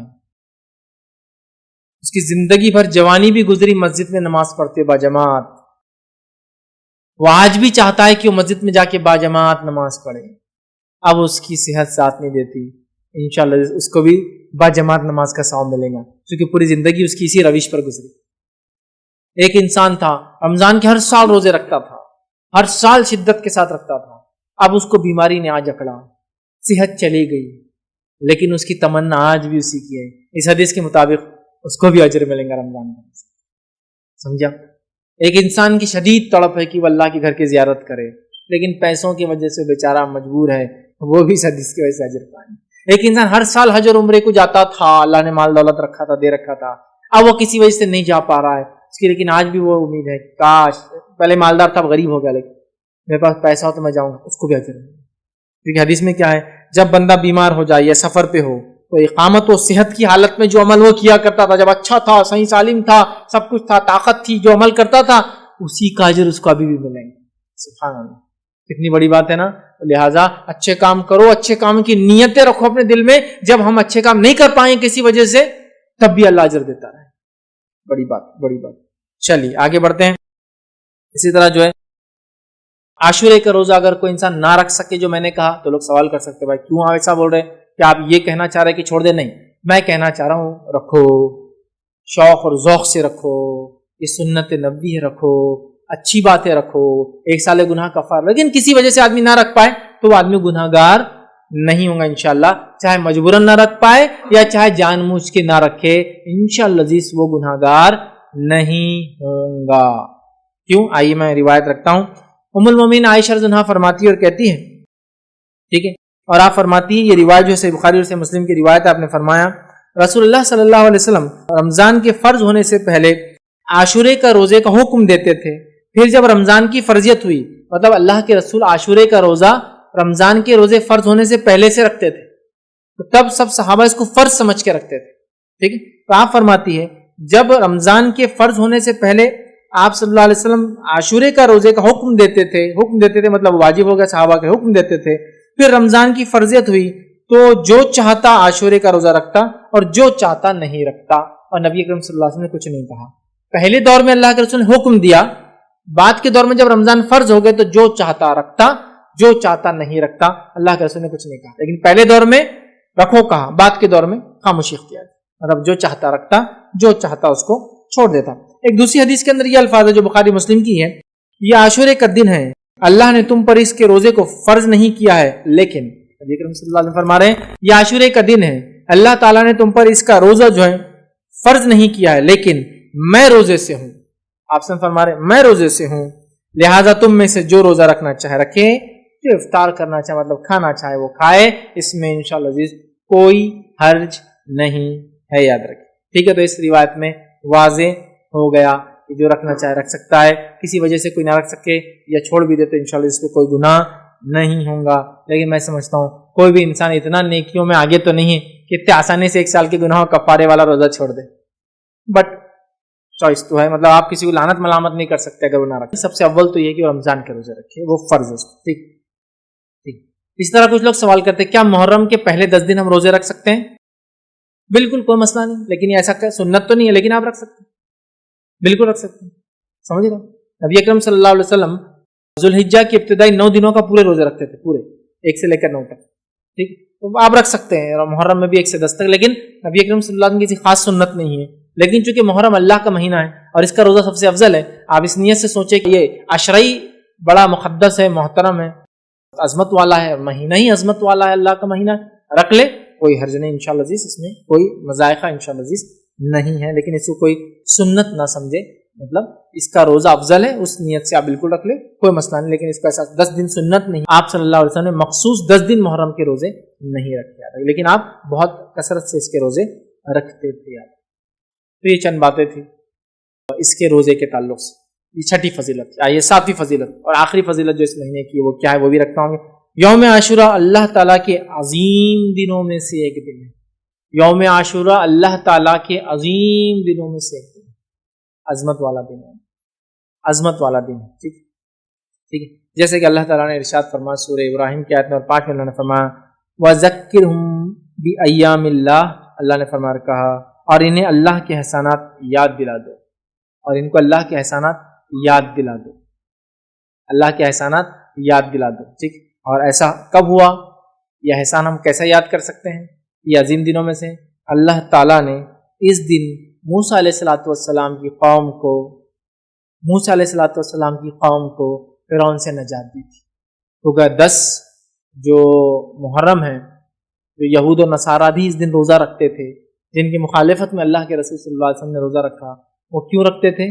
کیونکہ اس دن اللہ تعالیٰ نے بنی اسرائیل کو، ہم سے پہلے مسلمانوں کو، ہم سے پہلے انبیاء کو ماننے والوں میں سے ایک نبی کو، برگزیدہ اولو العزم نبی کو ماننے والے ایک قوم جو موسیٰ علیہ السلام کی قوم تھی، ان کو اللہ نے آزادی دی تھی۔ وہ ہم سے پہلے ایمان لانے والوں کو آزادی دی تھی، اور اس فرعون کو اور اس کے لشکر کو ہلاک کیا تھا، گویا ایول کو، برائی کو اللہ تعالیٰ نے ختم کیا تھا اس دن۔ تو لہٰذا اس اعتبار سے یہ ایک عظیم دن ہے، اور اللہ کی جو ہے احسانات یاد دلاتا ہے یہ دن۔ یہود و نصارہ اس دن مدینہ کے اندر کیا کرتے تھے؟ اس دن روزہ رکھتے تھے اور عید مناتے تھے، اور ان کی عورتیں زیورات وغیرہ پہنتی تھی، تو وہ لوگ پہلے سے کرتے تھے، ان کی عورتیں زیورات وغیرہ پہنتی تیار ہوتی تھی اس دن، ٹھیک ہے۔ تو بہرحال ایک عظیم دن ہے۔ تو اس نعمت کے شکر میں موسیٰ علیہ السلام نے اس دن روزہ رکھا تھا، اور اسی نعمت کے شکر میں بنی اسرائیل اور نبی کریم صلی اللہ علیہ وسلم کے زمانے کے یہود و نصارہ روزہ رکھتے تھے، یاد رکھیے۔ اور اسی نعمت کے شکر میں جو موسیٰ علیہ السلام نے ادا کیا تھا 10 کو، ایک عظیم دن تھا جو کہ نبی اکرم صلی اللہ علیہ وسلم نے روزہ رکھا تو وہ سنت ہو گیا، اور اصحاب کو کہا روزہ رکھو، تو لہٰذا ہمارے لیے مستحب ہوگا کہ ہم بھی اس دن روزہ رکھیں، گویا ہم بھی پچھلے لوگوں کی خوشی میں شامل ہو رہے ہیں۔ گویا یہ موسیٰ علیہ السلام ان کی قوم کے لیے، بنی اسرائیل کے لیے انڈیپینڈنس ڈے تھا، فرعون سے نجات کا دن تھا، آزادی کا دن تھا، جس نے غاصبانہ طور سے، غلط اور ظالمانہ طور سے ان پہ قبضہ کر رکھا تھا اور ان کو غلام بنا دیا تھا اپنی زمین کے، سمجھا؟ تو گویا یہ دن اللہ کے شکر کا دن ہے، ایک عظمت والا دن ہے۔ اسی طرح جو ہے ابن عباس رضی اللہ عنہ فرماتے اور کہتے ہیں رسول اللہ صلی اللہ علیہ وسلم جب مدینہ تشریف لائے تو یہودیوں کو عاشورے کے دن روزہ رکھتے ہوئے پایا، تو آپ نے ان سے فرمایا یہ کیسا دن ہے، یہ کیسا دن ہے جس میں روزے سے ہو، مطلب یہودیوں سے پوچھا تم روزے سے ہو، کیسا دن ہے؟ تو ان لوگوں نے کہا یہ ایک عظیم دن ہے، اسی دن اللہ نے موسیٰ اور ان کی قوم کو نجات دیا تھا، اور فرعون اور اس کی قوم کو غرق کر دیا تھا، اور ایک روایت میں یہ ہے کہ ایسا دن ہے جس میں اللہ نے موسیٰ اور بنی اسرائیل کو فرعون پر غلبہ عطا فرمایا تھا، چنانچہ موسیٰ علیہ السلام نے بطور شکرانے کہ اس دن روزہ رکھا، لہٰذا ہم بھی روزہ رکھتے ہیں اس دن۔ یہودیوں نے کہا ٹھیک ہے، تو رسول اللہ صلی اللہ علیہ وسلم فرمایا ہم تمہارے بنسبت موسیٰ علیہ السلام سے زیادہ قریب اور ہم مستحق ہے کہ ہم بھی روزہ رکھیں، ہم تو موسیٰ علیہ السلام سے تم سے بھی زیادہ قریب ہے، کیونکہ تم نے تو دوسرا دین اختیار کر لیا، ہم تو اسی دین پر جو موسیٰ علیہ السلام لائے تھے۔ تو جب یہودیوں نے کہا کہ ہم اس موسیٰ نے چونکہ اس خوشی میں روزہ رکھا تھا، ہم بھی اس خوشی میں شکرانے میں روزہ رکھتے ہیں، تو اللہ کے رسول نے فرمایا ہم زیادہ مستحق ہے کہ موسیٰ کی اس خوشی میں شامل ہو اور شکر ادا کریں، لہٰذا آپ نے کہا موسیٰ علیہ السلام کے زیادہ قریب وہ مستحق ہے، چنانچہ اللہ کے رسول صلی اللہ علیہ وسلم نے اس دن کا روزہ رکھا اور صحابہ کرام کو بھی اس دن کا روزہ رکھنے کا حکم دیا۔ تو گویا ہم بھی پچھلے لوگوں کی خوشیوں میں شامل ہو رہے ہیں جو ہم سے پہلے ایمان والے تھے۔ اس عظیم دن اللہ رب العزت نے ان کو آزادی دی تھی، یاد رکھیں۔ اسی طرح عاشورہ ہمیں اس بات کی یاد دہانی کرتا ہے کہ مسلمانوں کے درمیان آپسی گہرا تعلق ہے، چاہے ہم زمین زمانے کے اعتبار سے دور ہو، آپسی گہرا تعلق ہے۔ عاشورہ ہم کو پیغام دیتا ہے چاہے زمین اور زمانے کے اعتبار سے ہم بہت دور ہو، ہو سکتا ہے کوئی مسلمان آج کسی اور ملک میں ہو، لیکن اگر تکلیف میں ہو تو ہمیں اس کا احساس ہونا چاہیے، اور زمانے کے اعتبار سے بھی اگر ہم سے دور ہو، جیسا موسیٰ علیہ السلام کی خوشی ہوئی، ہم بھی اس خوشی میں شامل ہوئے۔ اگر ہم سے پہلے کے لوگوں کو کسی کو تکلیف پہنچی تھی تو ہم بھی ان کے دکھ میں آج شامل ہیں، ہم کو تکلیف ہوتی ہے اس واقعے کو سن کے۔ اصحاب اخدود ہے نا، ہزاروں کی تعداد میں آگ میں جلا دیے گئے، ہم اس میں شامل ہیں۔ عیسیٰ علیہ السلام کو ماننے والوں کو ہزاروں کی تعداد میں بھوکے شیروں کے سامنے ڈال دیا جاتا تھا۔ ہاں آپ کو معلوم ہے رومی حکومت، بزنطینی حکومت بننے سے پہلے، مطلب رومن امپائر جب تک عیسائیت قبول نہیں کیا تھا تو انہوں نے ہزاروں ہزار عیسائیوں کو جو عیسیٰ علیہ السلام پر ایمان لائے تھے بھوکے شیروں کے سامنے ڈال دیا۔ وہ تکلیف میں ہم بھی شامل ہیں، چاہے وہ آج یہود ہو اور نصارہ ہو، لیکن جب وہ ایمان لائے تھے اپنے نبی پہ تو ہم ان کی تکلیفوں میں شامل ہیں۔ تو زمانے کے اعتبار سے ہم آگے پیچھے ہو یا علاقے کے اعتبار سے ہم آگے پیچھے ہو، ہم ایک دوسرے کی تکلیف اور خوشیوں میں ساتھ ہے۔ یہ بات کہ ہم کو اس سے میسج ملتا ہے، یاد رکھیے کہ زمین اور زمانے کے بدلنے سے کوئی فرق نہیں ہوتا، ہم مسلمان آپس میں ایک دوسرے سے گہرا تعلق رکھتے، یہ میسج وہی تھا۔ اور کیوں نہ ہو، اللہ رب العزت نے قرآن میں یہ بات کہی، والمؤمنون والمؤمنات بعضهم اولیاء بعض، مومن مرد اور مومن عورتیں آپس میں دوست ہیں، اولیاء ہیں۔ سورۃ توبہ کی بہرحال یہ آیت ہے، ایک دوسرے کے مددگار ہے۔ سورۃ توبہ کی آیت نمبر 71 ہے یہ، ایک دوسرے کے مددگار ہے، دوست ہے، مومن مرد اور مومن عورتیں۔ تو یہ بھی پیغام ہم کو ملتا ہے۔ اسی طرح 10 کو جب موسیٰ علیہ السلام اپنی قوم کو لے کر نکلے اور سامنے سمندر تھا بڑا، بنی اسرائیل موسیٰ علیہ السلام کے ساتھ تھی، فرعونی پیچھے سے ان کا لشکر آ کر موسیٰ علیہ السلام کو گھیر لیا۔ سورہ شورى میں اللہ رب العزت نے اس واقعے کو نقل کیا، آیت نمبر 61 اور 62 کے اندر، اور اللہ نے فرمایا انا لمدرکون، اور جب بنی اسرائیل نے کہا یقیناً اب ہم پکڑے گئے، اب پیچھے سے آگے انہوں نے ادراک کر لیا ہمارا، اب تو ہم گھیر لیں گے، پکڑ لیں گے ہم کو۔ موسیٰ علیہ السلام نے فرمایا کہا کلا ان معی ربی سیہدین، ہرگز نہیں، یقین مانو میرا رب جو ہے میرے ساتھ ہے، جو ضرور مجھے راہ دکھائیں گا۔ اور کیا ہوا؟ اللہ نے حکم دیا اضرب بعصاک البحر، مار اپنے لاٹھی کو اس پانی میں، اور سمندر 2 حصوں میں تبدیل ہو گیا۔ موسیٰ علیہ السلام بنی اسرائیل اس سے نکل گئے، فرعونی بھی پیچھے چلے، ان کے نکلنے کے بعد سمندر پیچ اپ ہو گیا، مل گیا، اور وہ سب غرق ہو گئے۔ یہ تھا ہوا۔ اس کے بعد موسیٰ علیہ السلام نے شکر ادا کیا اللہ کا، اور روزہ رکھا۔ یاد رکھیں، اور یاد رکھیں اس دن کی تعظیم اتنی زیادہ تھی کہ تاریخی روایتوں میں ملتا ہے کہ دور جہالت میں بھی 4 مہینے محترم مشرکین مکہ مانتے تھے، مشرکین مکہ بھی اس روز روزہ رکھتے تھے 10 کو، اور اسی دن کعبے کا غلاف بھی بدلتے تھے۔ عاشورے کعبے کا غلاف یاد رکھیے نبی اکرم صلی اللہ علیہ وسلم نے بدلا، اور اس کے بعد وہ سلسلہ اور معاملہ چلتا ہی رہا۔ تو مشرکین مکہ دور جہالت میں اس دن روزہ رکھتے تھے کیونکہ اس دن کی عظمت کے اعتبار سے، اور وہ لوگ اس دن کعبے کا غلاف تبدیل کیا کرتے تھے۔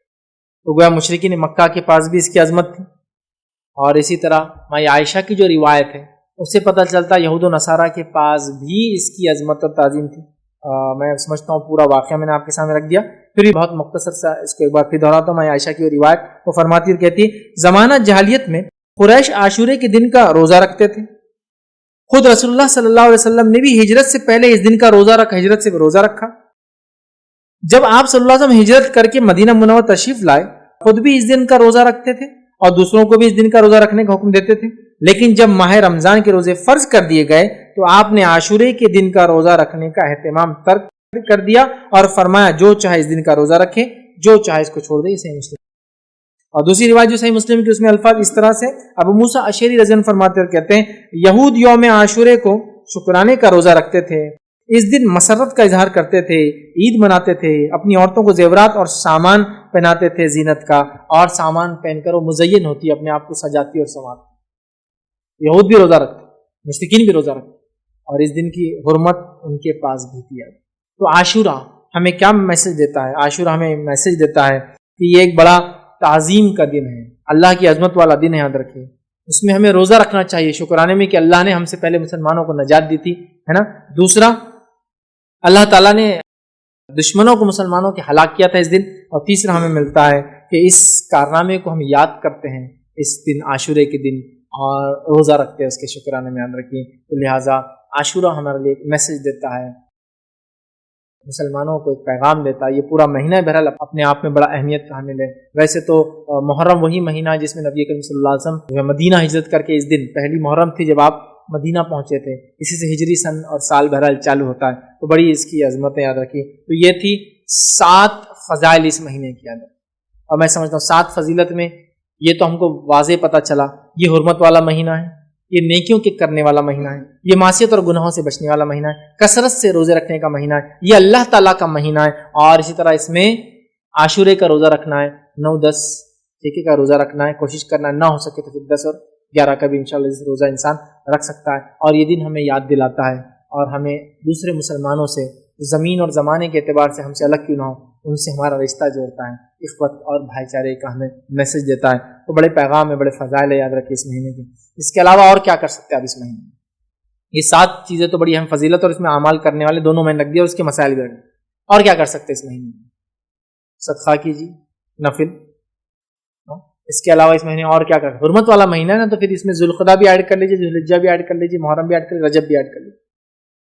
نمازوں کا اہتمام کیجیے، نفل زیادہ، گناہ اور معصیت سے تو روکنا ہے اپنے، اور جتنی زیادہ نیکیاں، مطلب صدقات کیجیے، خیرات کیجیے، نفل نمازیں پڑھیے، اور جتنی زیادہ نیکیاں کر سکتے کریے۔ اور ان 4 مہینوں میں جو حرمت والے بالخصوص گناہوں سے اپنے نفس کو بچانے کی ہم کوشش کریں۔ تو یہ اعمال آپ اضافی اور 3 کر سکتے، کہوں گا نفل نمازوں میں اضافہ، نفل صدقے اور خیرات میں اضافہ، اور نیکیوں میں اضافہ آپ کیجیے۔ گناہوں سے بچنا تو ہے ہی اس مہینے کے اندر، یاد، تو لہٰذا ان اعمال میں آپ اضافہ کرنے سے انشاءاللہ عزیز ہم جو ہے ان 4 حرمت والے مہینوں کا صحیح فائدہ اٹھا سکیں گے۔ اور خاص طور سے محرم میں کیا کیا آپ اعمال کریں، میں نے آپ کے سامنے جو کرنا ہے تمام باتیں اس لیکچر کے ذریعے بہرحال رکھ دی۔ میں اپنی بات کو ہی ختم کروں گا۔ اللہ رب العزت سے دعا ہے کہ اللہ سبحانہ تعالیٰ ہم تمام کو ہر حرمت والے مہینے، ہر مقدس دن کا فائدہ اٹھانے کی بہرحال توفیق عطا فرمائیں۔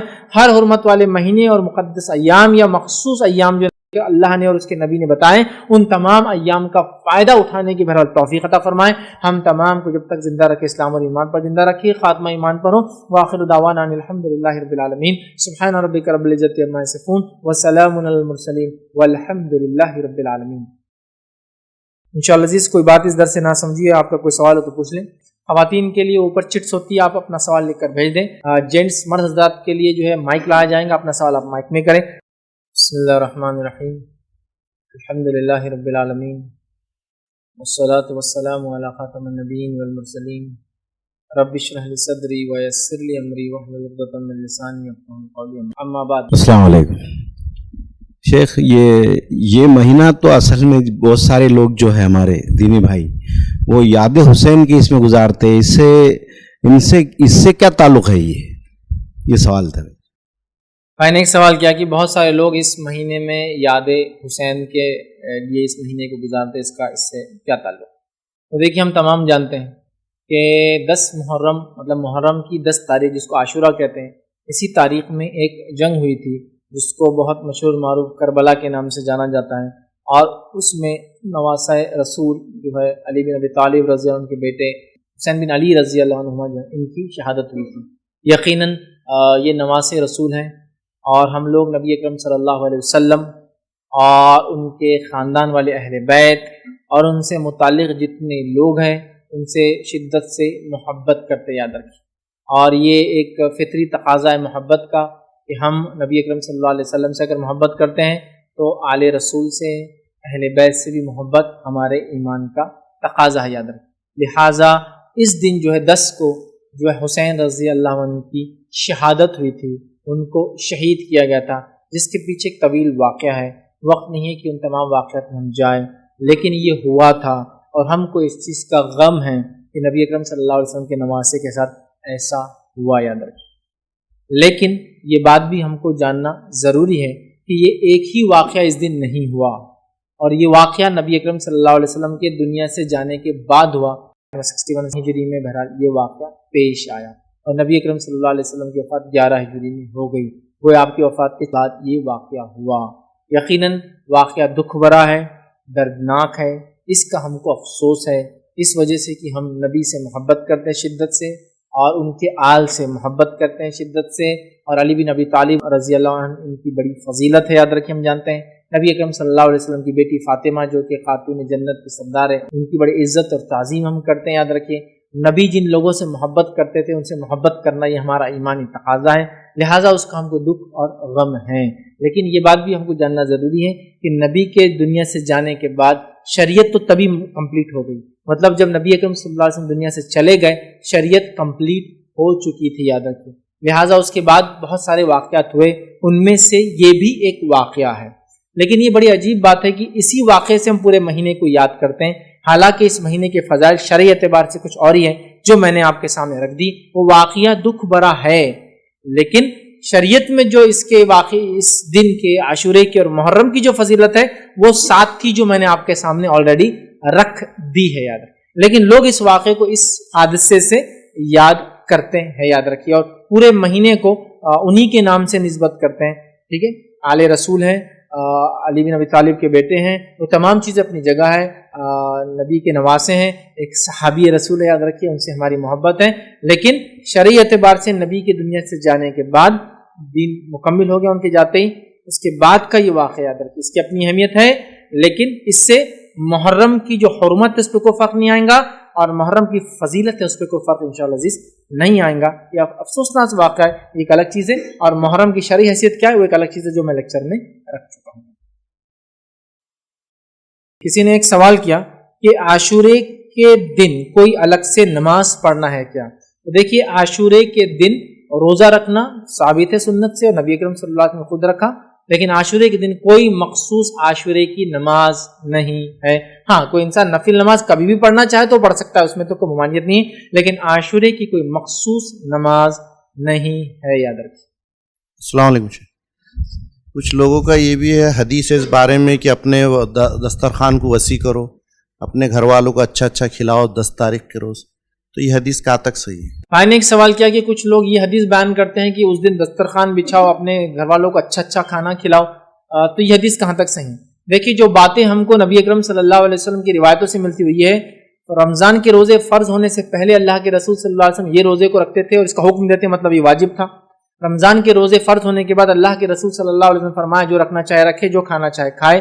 یہ باتیں ہم کو ملتی ہیں، مطلب یا تو روزہ رکھے یا تو روزہ نہ رکھے، لیکن خاص طور سے کچھ مخصوص کھانے بنانا یا اس دن دستر کو وسعت دینا، اس دن زیادہ کھانے پکانا یا زیادہ مخصوص کھانے بنانا، یہ سنت سے ثابت نہیں ہے۔ تو لہٰذا وہ روایتیں جو آپ بیان کریں جس میں یہ ہے کہ جو اس دن دستر کو کشادہ کرے اس کو فلاں فلاں فائدہ ملے گا، سنت تو یہ ہے کہ اس دن روزہ رکھنے کا حکم دیا گیا، ٹھیک ہے۔ تو لہٰذا وہ حدیث سند کے اعتبار سے ضعیف ہے، یاد رکھیں۔ لہٰذا جو صحیح بات ہے وہ یہ ہے کہ اس دن انسان روزہ رکھے، اگر روزہ نہیں رکھتا تو بہرحال پھر وہ کھانا چاہے تو مطلب افطار کرے، مطلب کھاتا رہے جو وہ کھاتا ہے عام طور سے، لیکن مخصوص کھانے بنانے کے تعلق سے کوئی صحیح روایت اس معاملے میں موجود نہیں ہے، یاد رکھیں۔ کسی نے ایک سوال کیا، محرم کے شروع کے 10 دنوں میں سفر کرنا جائز ہے؟ دیکھیے، محرم کے دنوں میں انسان سفر کر سکتا ہے، جیسے عام دنوں میں سفر کرتا ہے تو کر سکتا ہے، اس میں کوئی سفر کی ممانعت نہیں ہے۔ شریعتاً نبی اکرم صلی اللہ علیہ وسلم نے قرآن میں اور اللہ کے رسول صلی اللہ علیہ وسلم نے کہیں بھی سفر وغیرہ سے محرم میں منع نہیں کیا، تو لہٰذا محرم کی 1 سے 10 تک یا پورے محرم میں آپ سفر کرنا چاہے تو کر سکتے ہیں، شریعتاً اس میں کوئی مذائقہ اور کوئی قباحت نہیں ہے انشاءاللہ۔ السلام علیکم ورحمۃ اللہ۔ شیخ، سنیچر کے دن جو روزہ نہ رکھنے کی ممانعت ہے، تو اگر عاشورے کا روزہ اس دن آ جائے تو بعض حضرات جو ہے تو منع کرتے ہیں، روکتے ہیں، تو ان کو کس طرح سمجھایا جائے اس حدیث کو کہ جس دن سنیچر کے دن منع کیا گیا ہے روزہ رکھ؟ بھائی نے ایک سوال کیا کہ ہفتے کے دن روزہ رکھنے سے منع کیا گیا سنیچر کے دن، سیٹرڈے، تو اگر اس دن عاشورے کا روزہ آ گیا تو دیکھیے عاشورے کا روزہ ایک تاریخ سے جڑا ہوا ہے، دن سے جڑا ہوا نہیں ہے، تو عاشورے کا روزہ جمعہ کو بھی آئے تو آپ رکھ سکتے ہیں، ہفتے کو آئے بھی تو رکھ سکتے ہیں، یا کسی اور دن بھی آئے تو رکھ سکتے ہیں۔ یہاں وہ ممانعت لاگو نہیں ہوگی جو حدیث میں ہے کہ خالی جمعہ کا اور خالی ہفتے کا روزہ نہ رکھو، جیسا کہ کسی حد تک دیکھا جائے تو آپ کو تو 2 روزے رکھنا ہے، جمعرات جمعہ، اگر جمعہ کو بھی آئے تو، یا پھر جمعہ ہفتہ، یا پھر ہفتہ اتوار، تو آلریڈی وہ چپک کے آنا۔ لیکن کسی وجہ سے ایک آدمی ایک ہی روزہ رکھ سکتا ہے، مطلب وہ 10 کا رکھنا چاہ رہا ہے صرف، اور 10 آگی جمعہ کو یا 10 آگی 11 کو، تو وہ ایک بھی رکھ سکتا ہے، حالانکہ رکھنا تو 2 وہ ایک بھی رکھ سکتا ہے۔ تو چونکہ عاشورے کے روزہ تاریخ سے جڑا ہے، دن سے نہیں جڑا ہے، تو ہفتے کے دن بھی آیا تو رکھنا ہے اور جمعہ کے دن آیا بھی تو رکھنا ہے، ویسے تو 2 رکھنا ہے، لیکن کسی وجہ سے آپ 1 رکھنا چاہتے ہیں اور جمعہ کا ہے یا ہفتے کا ہے تو آپ 1 بھی رکھ سکتے ہیں، چونکہ آپ یہ روزہ جمعے کا اور سنیچر کا نفل نہیں رکھ رہے بلکہ عاشورے کا رکھ رہے ہیں، تو یہاں تاریخ سے چونکہ جڑا ہے اس وجہ سے اس کو آپ ہفتے اور جمعہ کو بھی اگر اکیلا رکھنا چاہے بھی تو رکھ سکتے ہیں، اور اگر اس کے ساتھ ایک ملا لے تو آلریڈی پھر مسئلہ انشاءاللہ حل ہو جائے گا۔ کسی نے ایک سوال کیا کہ موسیٰ علیہ السلام جس سمندر کے اندر سے گئے وہ کون سا سمندر ہے؟ دیکھیے اب اس تعلق سے ہمارے پاس کوئی بہت تاریخی حوالے تو موجود نہیں ہے کہ وہ کون سا سمندر تھا۔ بولا جاتا ہے کہ وہ جو ہے ریڈ سی تھا، کسی نے دوسرا گلف بولا جو افریقہ اور جس کو کہتے ہیں سعودی پیننسولا کے بیچ میں آتا ہے۔ الگ الگ لوگوں کے الگ الگ اقوال ہے وہ کون سا سمندر تھا اور وہاں سے وہ کہاں نکلے تھے۔ تو میں یہ کہوں گا ایک لمبا عرصہ گزر چکا ہے تاریخ کے اعتبار سے، واللہ عالم بالصواب، اللہ ہی بہتر جانتا ہے کہ وہ سمندر کون سا رہا ہوگا۔ ہاں اگر آثار قدیمہ سے یا پھر جس کو کہتے ہیں ہم ایسی چیزیں ڈھونڈ پاتے ہیں ہسٹوریکلی، ایسا سرچ کر پاتے ہیں جس کو ہم کہیں گے جو ہے کسی ذریعے سے، ٹھیک ہے، ہسٹری کے اندر جا کر یا کچھ کلوز معلوم کر کے، تو پھر ہم شاید پن پوائنٹ کہہ پائیں گے کہ کون سا سمندر تھا، ورنہ لوگوں کے مختلف اقوال ہیں، چونکہ یہ اقوال ہے کوئی فیکٹ نہیں ہے، اور یہ واقعہ آج کا اور کل کا نہیں ہے، آج سے کم و بیش عیسیٰ علیہ السلام کو 2000 سال ہو چکے ہیں، اور لوگ کہتے ہیں کہ عیسیٰ علیہ السلام سے 1200 سال یا 1300 سال یا 2000 سال پہلے موسیٰ علیہ السلام تھے۔ ایسا بھی دیکھا ہے تو 3200 سال پرانی ہم بات کر رہے ہیں۔ یا تاریخ اعتبار سے ریمیسس II، لوگ کہتے ہیں کہ ریمیسس نام کا ایک بادشاہ تھا ایجپٹ کا جو 2 نمبر کا، ریمیسس II، اس کے زمانے میں موسیٰ علیہ السلام تھے، وہ فرعون تھا اس زمانے کا، اور فرعون کو ایک شخص کا نام نہیں، فرعون ایک خاندان کا نام ہے، جیسا کہ مغل ہے تو وہ ایک خاندان ہے، لودھی ہے ایک خاندان ہے، یا موریہ ہے ایک خاندان ہے، ٹھیک ہے، کوئی ایک آدمی کا نام نہیں۔ تو اسی طرح فرعون بھی ایک ٹائٹل تھا، ریمیسس II جو اس زمانے کا فراؤ تھا، وہ اس زمانے میں کہتے تھے، اب اس کی تاریخ بتائی جاتی ہے 3200 سال پرانے تھے، واللہ عالم، بہرحال قدیم زمانے کی بات ہے۔ تو میں پن پوائنٹ تو نہیں کہہ سکتا ہوں، کوئی نہ کوئی سمندر تھا جو اللہ کے حکم سے پھٹا تھا اور موسیٰ علیہ السلام گئے تھے۔ تاریخی اعتبار سے اگر کچھ باتیں نکلتی ہے فائنڈنگز میں، پھر ہم پن پوائنٹ شاید کہہ پائیں گے۔ السلام علیکم۔ یہ مہینے میں جو پڑوسی لوگ میٹھا دیتے اور حلیم پڑوسی، تو وہ کھانا کیا نہیں کھانا؟ بھائی نے سوال کیا کہ محرم کے مہینے میں اگر کچھ لوگ اگر کھانا وغیرہ میٹھا وغیرہ اگر بھیجتے ہیں تو کھانا صحیح ہے نہیں؟ دیکھیے اگر عام اعتبار سے کوئی کھانا بنا رہا ہے، عام اعتبار سے، تو اس میں تو کوئی حرج نہیں۔ عام اعتبار سے مراد یوں ہی کسی نے بنا لیا کہ بھائی آج 10 محرم ہے اور ہم آج روزے سے ہیں تو شام میں روزہ کھولیں گے، تو روزے میں جنرلی لوگ کچھ نہ کچھ الگ بناتے ہیں، اس نسبت سے کسی نے کچھ میٹھا اور کچھ الگ چیز بنا دی تو ایک الگ مسئلہ ہے۔ لیکن اگر کوئی مخصوص ہے ٹریڈیشن کی وجہ سے یا کوئی بدعت کی وجہ سے یا کوئی خرافات کی وجہ سے کرتے ہیں تو آپ اوائڈ کریں۔ تو یہ ڈیپینڈ ہے سامنے والا بھیجنے والا کس عقیدے کا ہے، آپ وہ دیکھ لیں، اس کے اعتبار سے اگر وہ صحیح العقیدہ ہے، آپ جانتے ہیں کہ بدعت خرافات نہیں بھیجیں گا تو کوئی حرج نہیں، لیکن آپ جانتے ہیں کہ نہیں یہ تو خرافات وغیرہ کر کے بھیجیں گا تو اوائڈ کیجیے۔ تو بہرحال یہ ڈیپینڈ ہے، ورنہ عام اعتبار سے کوئی چونکہ اس دن لوگ روزہ ہے ہوتا ہے، روزہ ہے تو لوگ جلیبی منگا کے کھاتے ہیں، بھجی منگاتے ہیں، ساتھ میں پھل فروٹ منگاتے ہیں، اسپیشل کھانے منگاتے ہیں، تو وہ نسبت سے تو انشاءاللہ کوئی حرج نہیں ہے، لیکن اگر مخصوص ہے تو پھر آپ کو دیکھنا ہوگا، اس کے اعتبار سے آپ اگر وہ درست ہے تو کھائیے، نہیں ہے تو اوائڈ۔ کسی نے ایک سوال کیا کیا محرم کے مہینہ شروع ہونے پر کوئی دعا ہے؟ تو دیکھیے نئے مہینے کا چاند دیکھتے وقت ایک دعا ہے، وہی دعا ہے محرم کے لیے، تو محرم کا مہینہ شروع ہونے پر خاص دعا تو نہیں، وہی عام دعا ہے جو نئے مہینے کے چاند دیکھنے پر کی جاتی، وہ آپ انشاءاللہ پڑھ سکتے ہیں۔ میرا سوال یہ ہے کہ محرم کے مہینے میں شادی کرنا کیسا ہے؟ اور 10 محرم کو اس کو لوگ منحوس سمجھتے ہیں کہ محرم کے مہینے میں شادی کی جائے۔ بھائی نے سوال کیا کہ محرم کے مہینے میں شادی کرنا کیسا ہے، اور خاص طور سے 10 محرم کو کیا انسان شادی کر سکتا ہے؟ تو دیکھیے اگر آپ کی شادی طے ہوئی اور آپ کرنا چاہیں تو ضرور کیجیے، اس میں انشاءاللہ کوئی حرج نہیں، لیکن اگر سوال عام ہے کہ محرم میں شادی کرنا کیسا ہے اور کیا 10 کو کر سکتے ہیں، تو دیکھیے آپ کے لیے اس میں کوئی حرج نہیں، کوئی حرج نہیں۔ یہ مسئلہ ایسا بھی ہو سکتا ہے کہ آپ نے 10 محرم کو شادی طے نہیں کی، لیکن آپ نے طے کی تاریخ انگلش، اب ظاہر سی بات ہے 6 مہینے پہلے شادی طے ہو گئی، اب دن تو سرکتے جائیں گے نا، 3 مہینے 30 کے ہوں گے، 3 مہینے 29 کے ہوں گے، ٹھیک ہے۔ اب ہوں گا یہ کہ جب وہ پہنچیں گے وہاں تک، سمجھ رہے آپ، تو یہ ہوں گا کہ ڈیٹس چینج ہو جائیں گی، اور آپ نے طے تو کی تھی سمجھو 11 محرم کو، 8 محرم کو یا اس کے بعد، اور وہ آ گیا 10، انشاءاللہ کوئی مذاق نہیں۔ محرم میں شادی بیاہ کی ممانعت کی کوئی دلیل ہم کو نہیں ملتی۔ قرآن اور سنت میں محرم کے تعلق سے ایسی کوئی بات نہیں ہے کہ اس مہینے میں شادی بیاہ نہیں کرایا جا سکتا ہے، ایسی کوئی دلیل نہیں، پھر وہ محرم کی کوئی تاریخ ہو کوئی دن ہو۔ ویسے تو حکم تو یہ ہے سال کی کوئی تاریخ ہو، کوئی گھڑی ہو، کوئی دن ہو، رات ہو یا دن ہو، شادی کے لیے کوئی فکس چیز نہیں، آپ کبھی بھی کر سکتے ہیں۔ کیا تہجد میں آپ شادی کر سکتے ہیں؟ ہاں کر سکتے ہیں، کوئی مذائقہ نہیں۔ کیا فجر کے بعد شادی ہو سکتی ہے؟ ہاں ہو سکتی ہے۔ ظہر کے بعد، عصر کے بعد، مغرب کے بعد، عشاء کے بعد۔ ہمارے پاس تو اتنا مسئلہ ہے، آپ نے 10 محرم کی بات کر لی، محرم کی بات کر لی، لوگ تو یہاں تک سوچتے ہیں کہ اگر عصر کی بات کی شادی اور مغرب لگ جائے تو بولتے ہیں اب طلاق ہوتی ہے اس کی، چونکہ دن بدل گیا۔ کچھ بھی نہیں ہے۔ شرعی اعتبار سے سال کے کسی بھی دن، کسی بھی تاریخ، کسی مہینے اور کسی بھی گھڑی میں شادی کی جا سکتی ہے۔ اگر آپ کا یا کسی شخص کا پلان ہو تو اس میں شرعی کوئی ممانعتیں نہیں ہیں، تو اس میں محرم بھی انکلوڈ کر سکتے ہیں آپ۔ محرم کے علاوہ اور بھی جو حرمت والے مہینے ذوالقعدہ، ذوالحجہ ہے، رجب ہے، یا کوئی اور مہینہ ہو سکتا ہے، رمضان ہو سکتا ہے۔ اس موصول رمضان میں بھی نہیں کرتے، بالکل محرم میں، رمضان میں، سفر میں، شعبان میں، شوال میں، سال کے کسی مہینے میں شادی کرنے میں انشاءاللہ کوئی حرج نہیں۔ کسی نے ایک سوال کیا، یوم عاشورہ کی کیا حقیقت ہے؟ یعنی جو ماتم کیا جاتا ہے صحیح ہے، اور جو دیکھنے جاتے ہیں کیا یہ بھی صحیح عمل ہوگا؟ تو اس کوئی ڈیٹیل دیں۔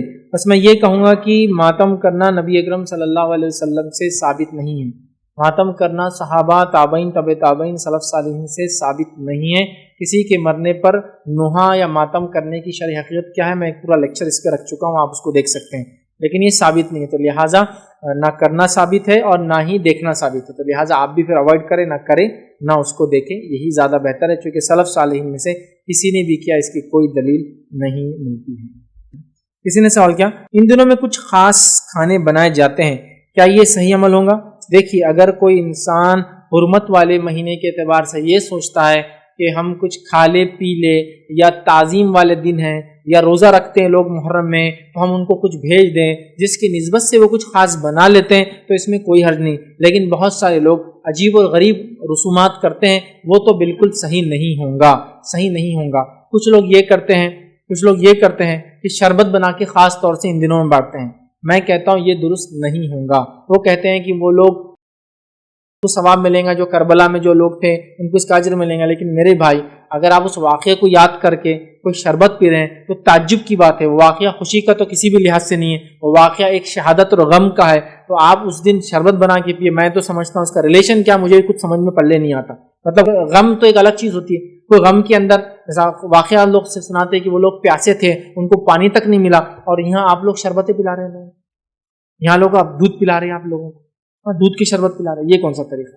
تو یہاں مسئلہ یہ کہ ایک طبقہ جو ہے مکمل غم میں چلا گیا اور دوسرا طبقہ مکمل خوشی میں چلا گیا، اس مہینے بہت غلط بات، ہم نے اعتدال کی راہ اپنانی چاہیے۔ تو لہٰذا شربت وغیرہ بنانا، اسپیشل کھانے بنانا، بلکہ یہاں تک کہا گیا کہ اس میں کچھ خاص قسم کے میٹھے بنائے جاتے ہیں نا، ایک میٹھا ہوتا ہے، روٹیاں ڈالی جاتی، چونگے بولتے ہیں، ہاں روٹیاں ڈالی جاتی ہے، اس کے بیچ میں ایک سوراخ ہوتا ہے، کیوں ایسا اسپیشل کرے نہیں سمجھا؟ مطلب ایک طبقہ غم منا رہا ہے، دوسرا طبقہ اتنی خوشی کی اسے میٹھے بنا رہا ہے، شربتیں بانٹ رہا ہے، اور پتہ نہیں کیا کیا کر رہا ہے۔ ہم لوگوں کو قرآن و سنت کے مطابق اعتدال پر چلنا ہے، نبی محترم صلی اللہ علیہ وسلم اور صحابہ نے کیا اس دن میں کیا کیا وہ ہمیں دیکھنا ہے، ان کی زندگیوں سے آپ دیکھ لیں اور وہ عمل کریں، انشاءاللہ عزیز میں سمجھتا ہوں ہمارے لیے دنیا اور آخرت کے لیے عمل کافی ہو جائیں گا۔ تو افراط اور تفریط کے ہم یقیناً شکار ان معاملوں میں نہ بنیں۔ السلام علیکم فیض بھائی، 10 محرم کے دن کچھ اعلان ہوتا مسجد میں، اس وقت خاموشی اختیار کرنا چاہیے بولتے ہیں، تو وہ کرنا کیسا صحیح ہے؟ بھائی سوال ہے کہ 10 محرم کو کچھ مسجد میں اعلان ہوتا اور کہا جاتا ہے کہ خاموشی اختیار کرو، ایسا کرنا کیا صحیح ہے؟ واللہ عالم، میرے علم میں ایسا کوئی عمل 10 محرم میں نہیں جس میں مسجد سے اعلان کیا جائے اور اس پر خاموشی اختیار کی جائے۔ اب یہ کیوں کر رہے ہیں لوگ، واللہ عالم۔ نبی اکرم صلی اللہ علیہ وسلم کے زمانے میں، آپ کے بعد صحابہ کے زمانے میں ہم کبھی نہیں پاتے کہ ایسا کچھ بھی اعلان 10 محرم کو اور انہوں نے خاموش ہونا، لہٰذا ہم اپنے دل سے کوئی کام ایسا نہ کریں جو سنت سے ثابت نہ ہو، وہی ہمارے دنیا اور آخرت کی یہ خیر ہے انشاءاللہ۔ کسی نے ایک سوال کیا کہ اسلامی نئے سال محرم کی مبارکباد دی جا سکتی ہے کیا؟ دیکھیں، اسلامی نیا سال محرم یہ تب ہوا جب نبی اکرم صلی اللہ علیہ وسلم کے جانے کے بعد عمر ابن خطاب کی دور خلافت میں 17 ہجری میں اس کو پہلا مہینہ مانا گیا، تو گویا نبی اکرم صلی اللہ علیہ وسلم کے زمانے میں یہ پہلا مہینہ تھا ہی نہیں سال کا، اور نہ ہی اس سے سال چالو ہوتا تھا. مہینے پورے تھے لیکن وہ سرکل میں تھے, سٹارٹ اور اینڈ نہیں تھا, مطلب بس مہینے کے بعد مہینہ, مہینے کے بعد مہینہ, مہینے کے بعد مہینہ تھا.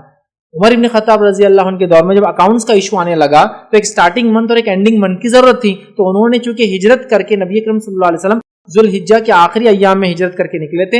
جس دن آپ مدینہ پہنچے اس دن ایک محرم تھی, تو آپ نے کہا کیوں نہ محرم سے اسلامی کیلنڈر شروع کیا جائے. تو نبی اکرم صلی اللہ علیہ وسلم کے زمانے میں نہ ہی یہ کیلنڈر کا پہلا مہینہ تھا اور نہ ہی آپ نے کوئی اس کو سال کا پہلا مہینہ مانا, لیکن ضرورت کے تحت بعد میں بنایا گیا اور صحابہ اس پہ خاموش رہے, لہٰذا یہ سال کا پہلا مہینہ بن گیا.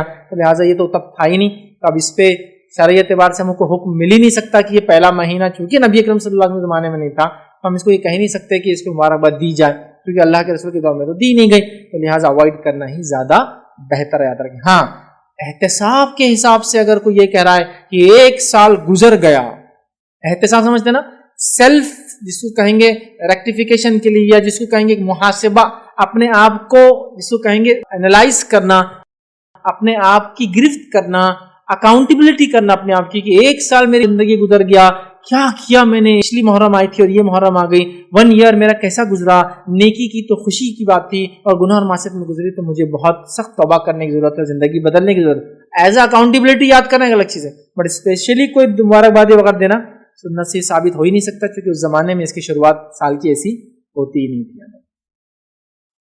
کسی نے ایک سوال کیا کہ کیا محرم میں مہندی لگانا منع ہے؟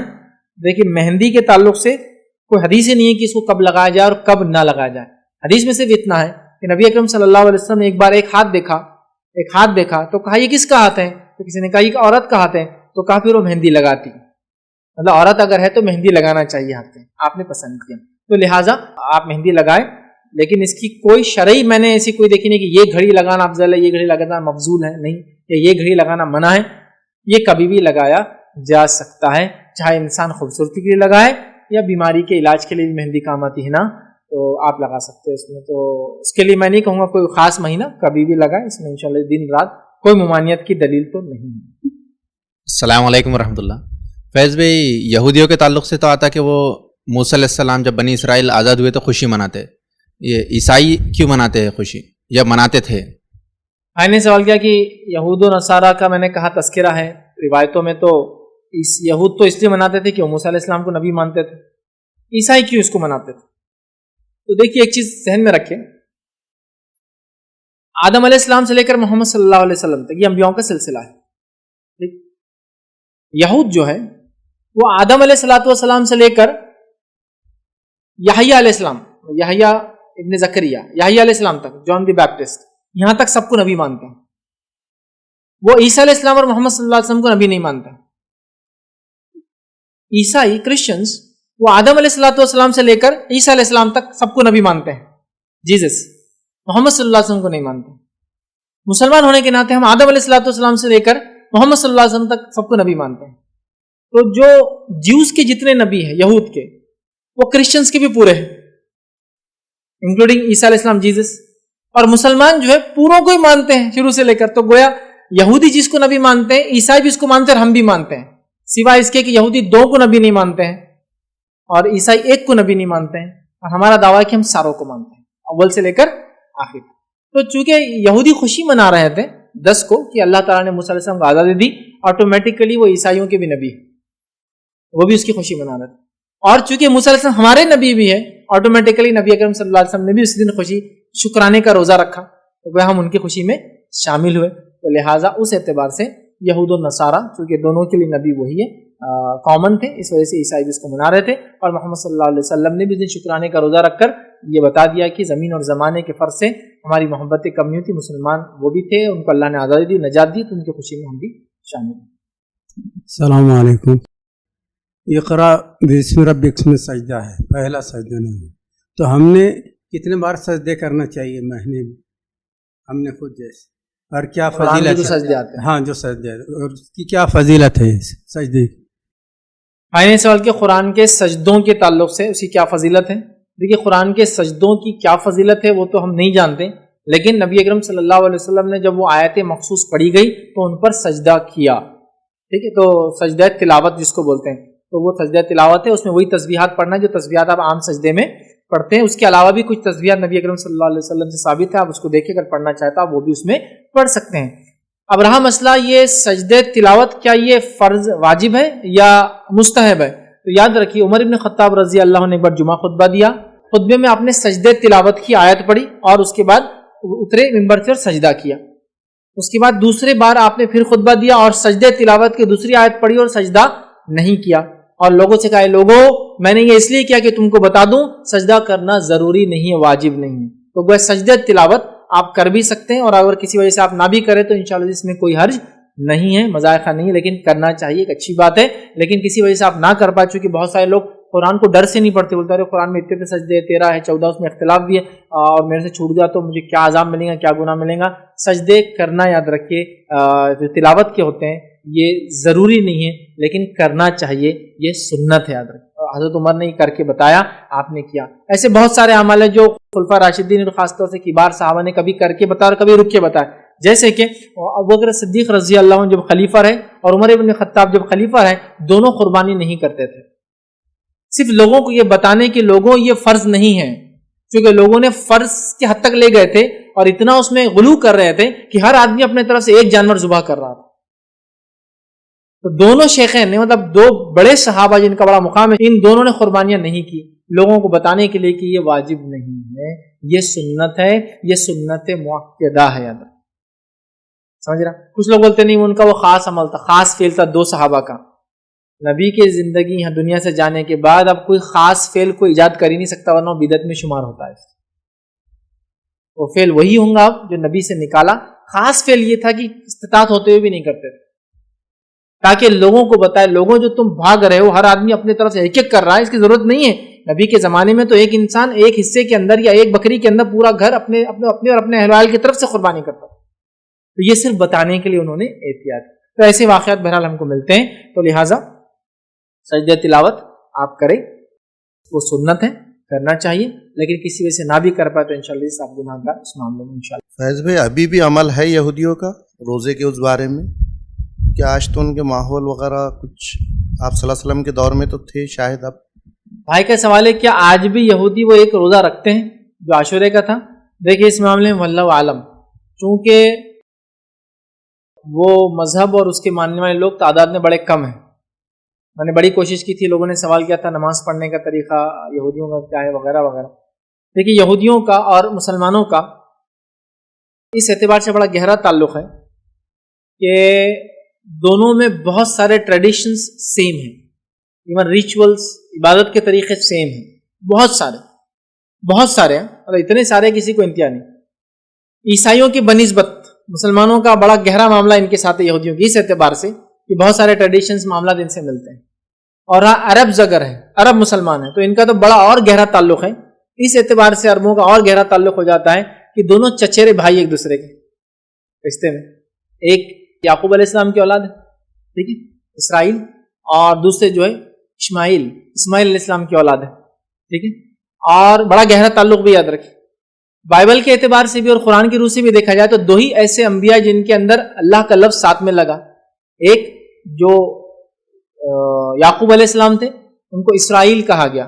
اسرائیل مطلب ایل کہتے ہیں یا ایل کہتے ہیں اللہ کو, تو اللہ کا بندہ, اسرا کہتے ہیں بندے کو, تو اسرائیل مطلب اللہ کا بندہ. اور اسماعیل یہ عبرانی کے اندر یا ہبریو کے اندر, عربک کے اندر اس کو اسماعیل ہم بولتے ہیں, لیکن اسماعیل اسما کا معنی سنا, جو اسما عربی میں بھی ہے وہ وہی, کیونکہ ہبریو اور عربک بہت سسٹر لائن, بہت ایک جیسی زبان ہے یاد رکھیں. تو اسماعیل کہ اللہ نے سنا, چونکہ ان کو اولاد نہیں تھی, ابراہیم سے بڑی دعا کر رہے تھے, تو دونوں کے نام میں آئے دیکھیں, ٹھیک, اور دونوں کی اولادیں, دونوں کی اولادوں سے ہی نبوت چلی.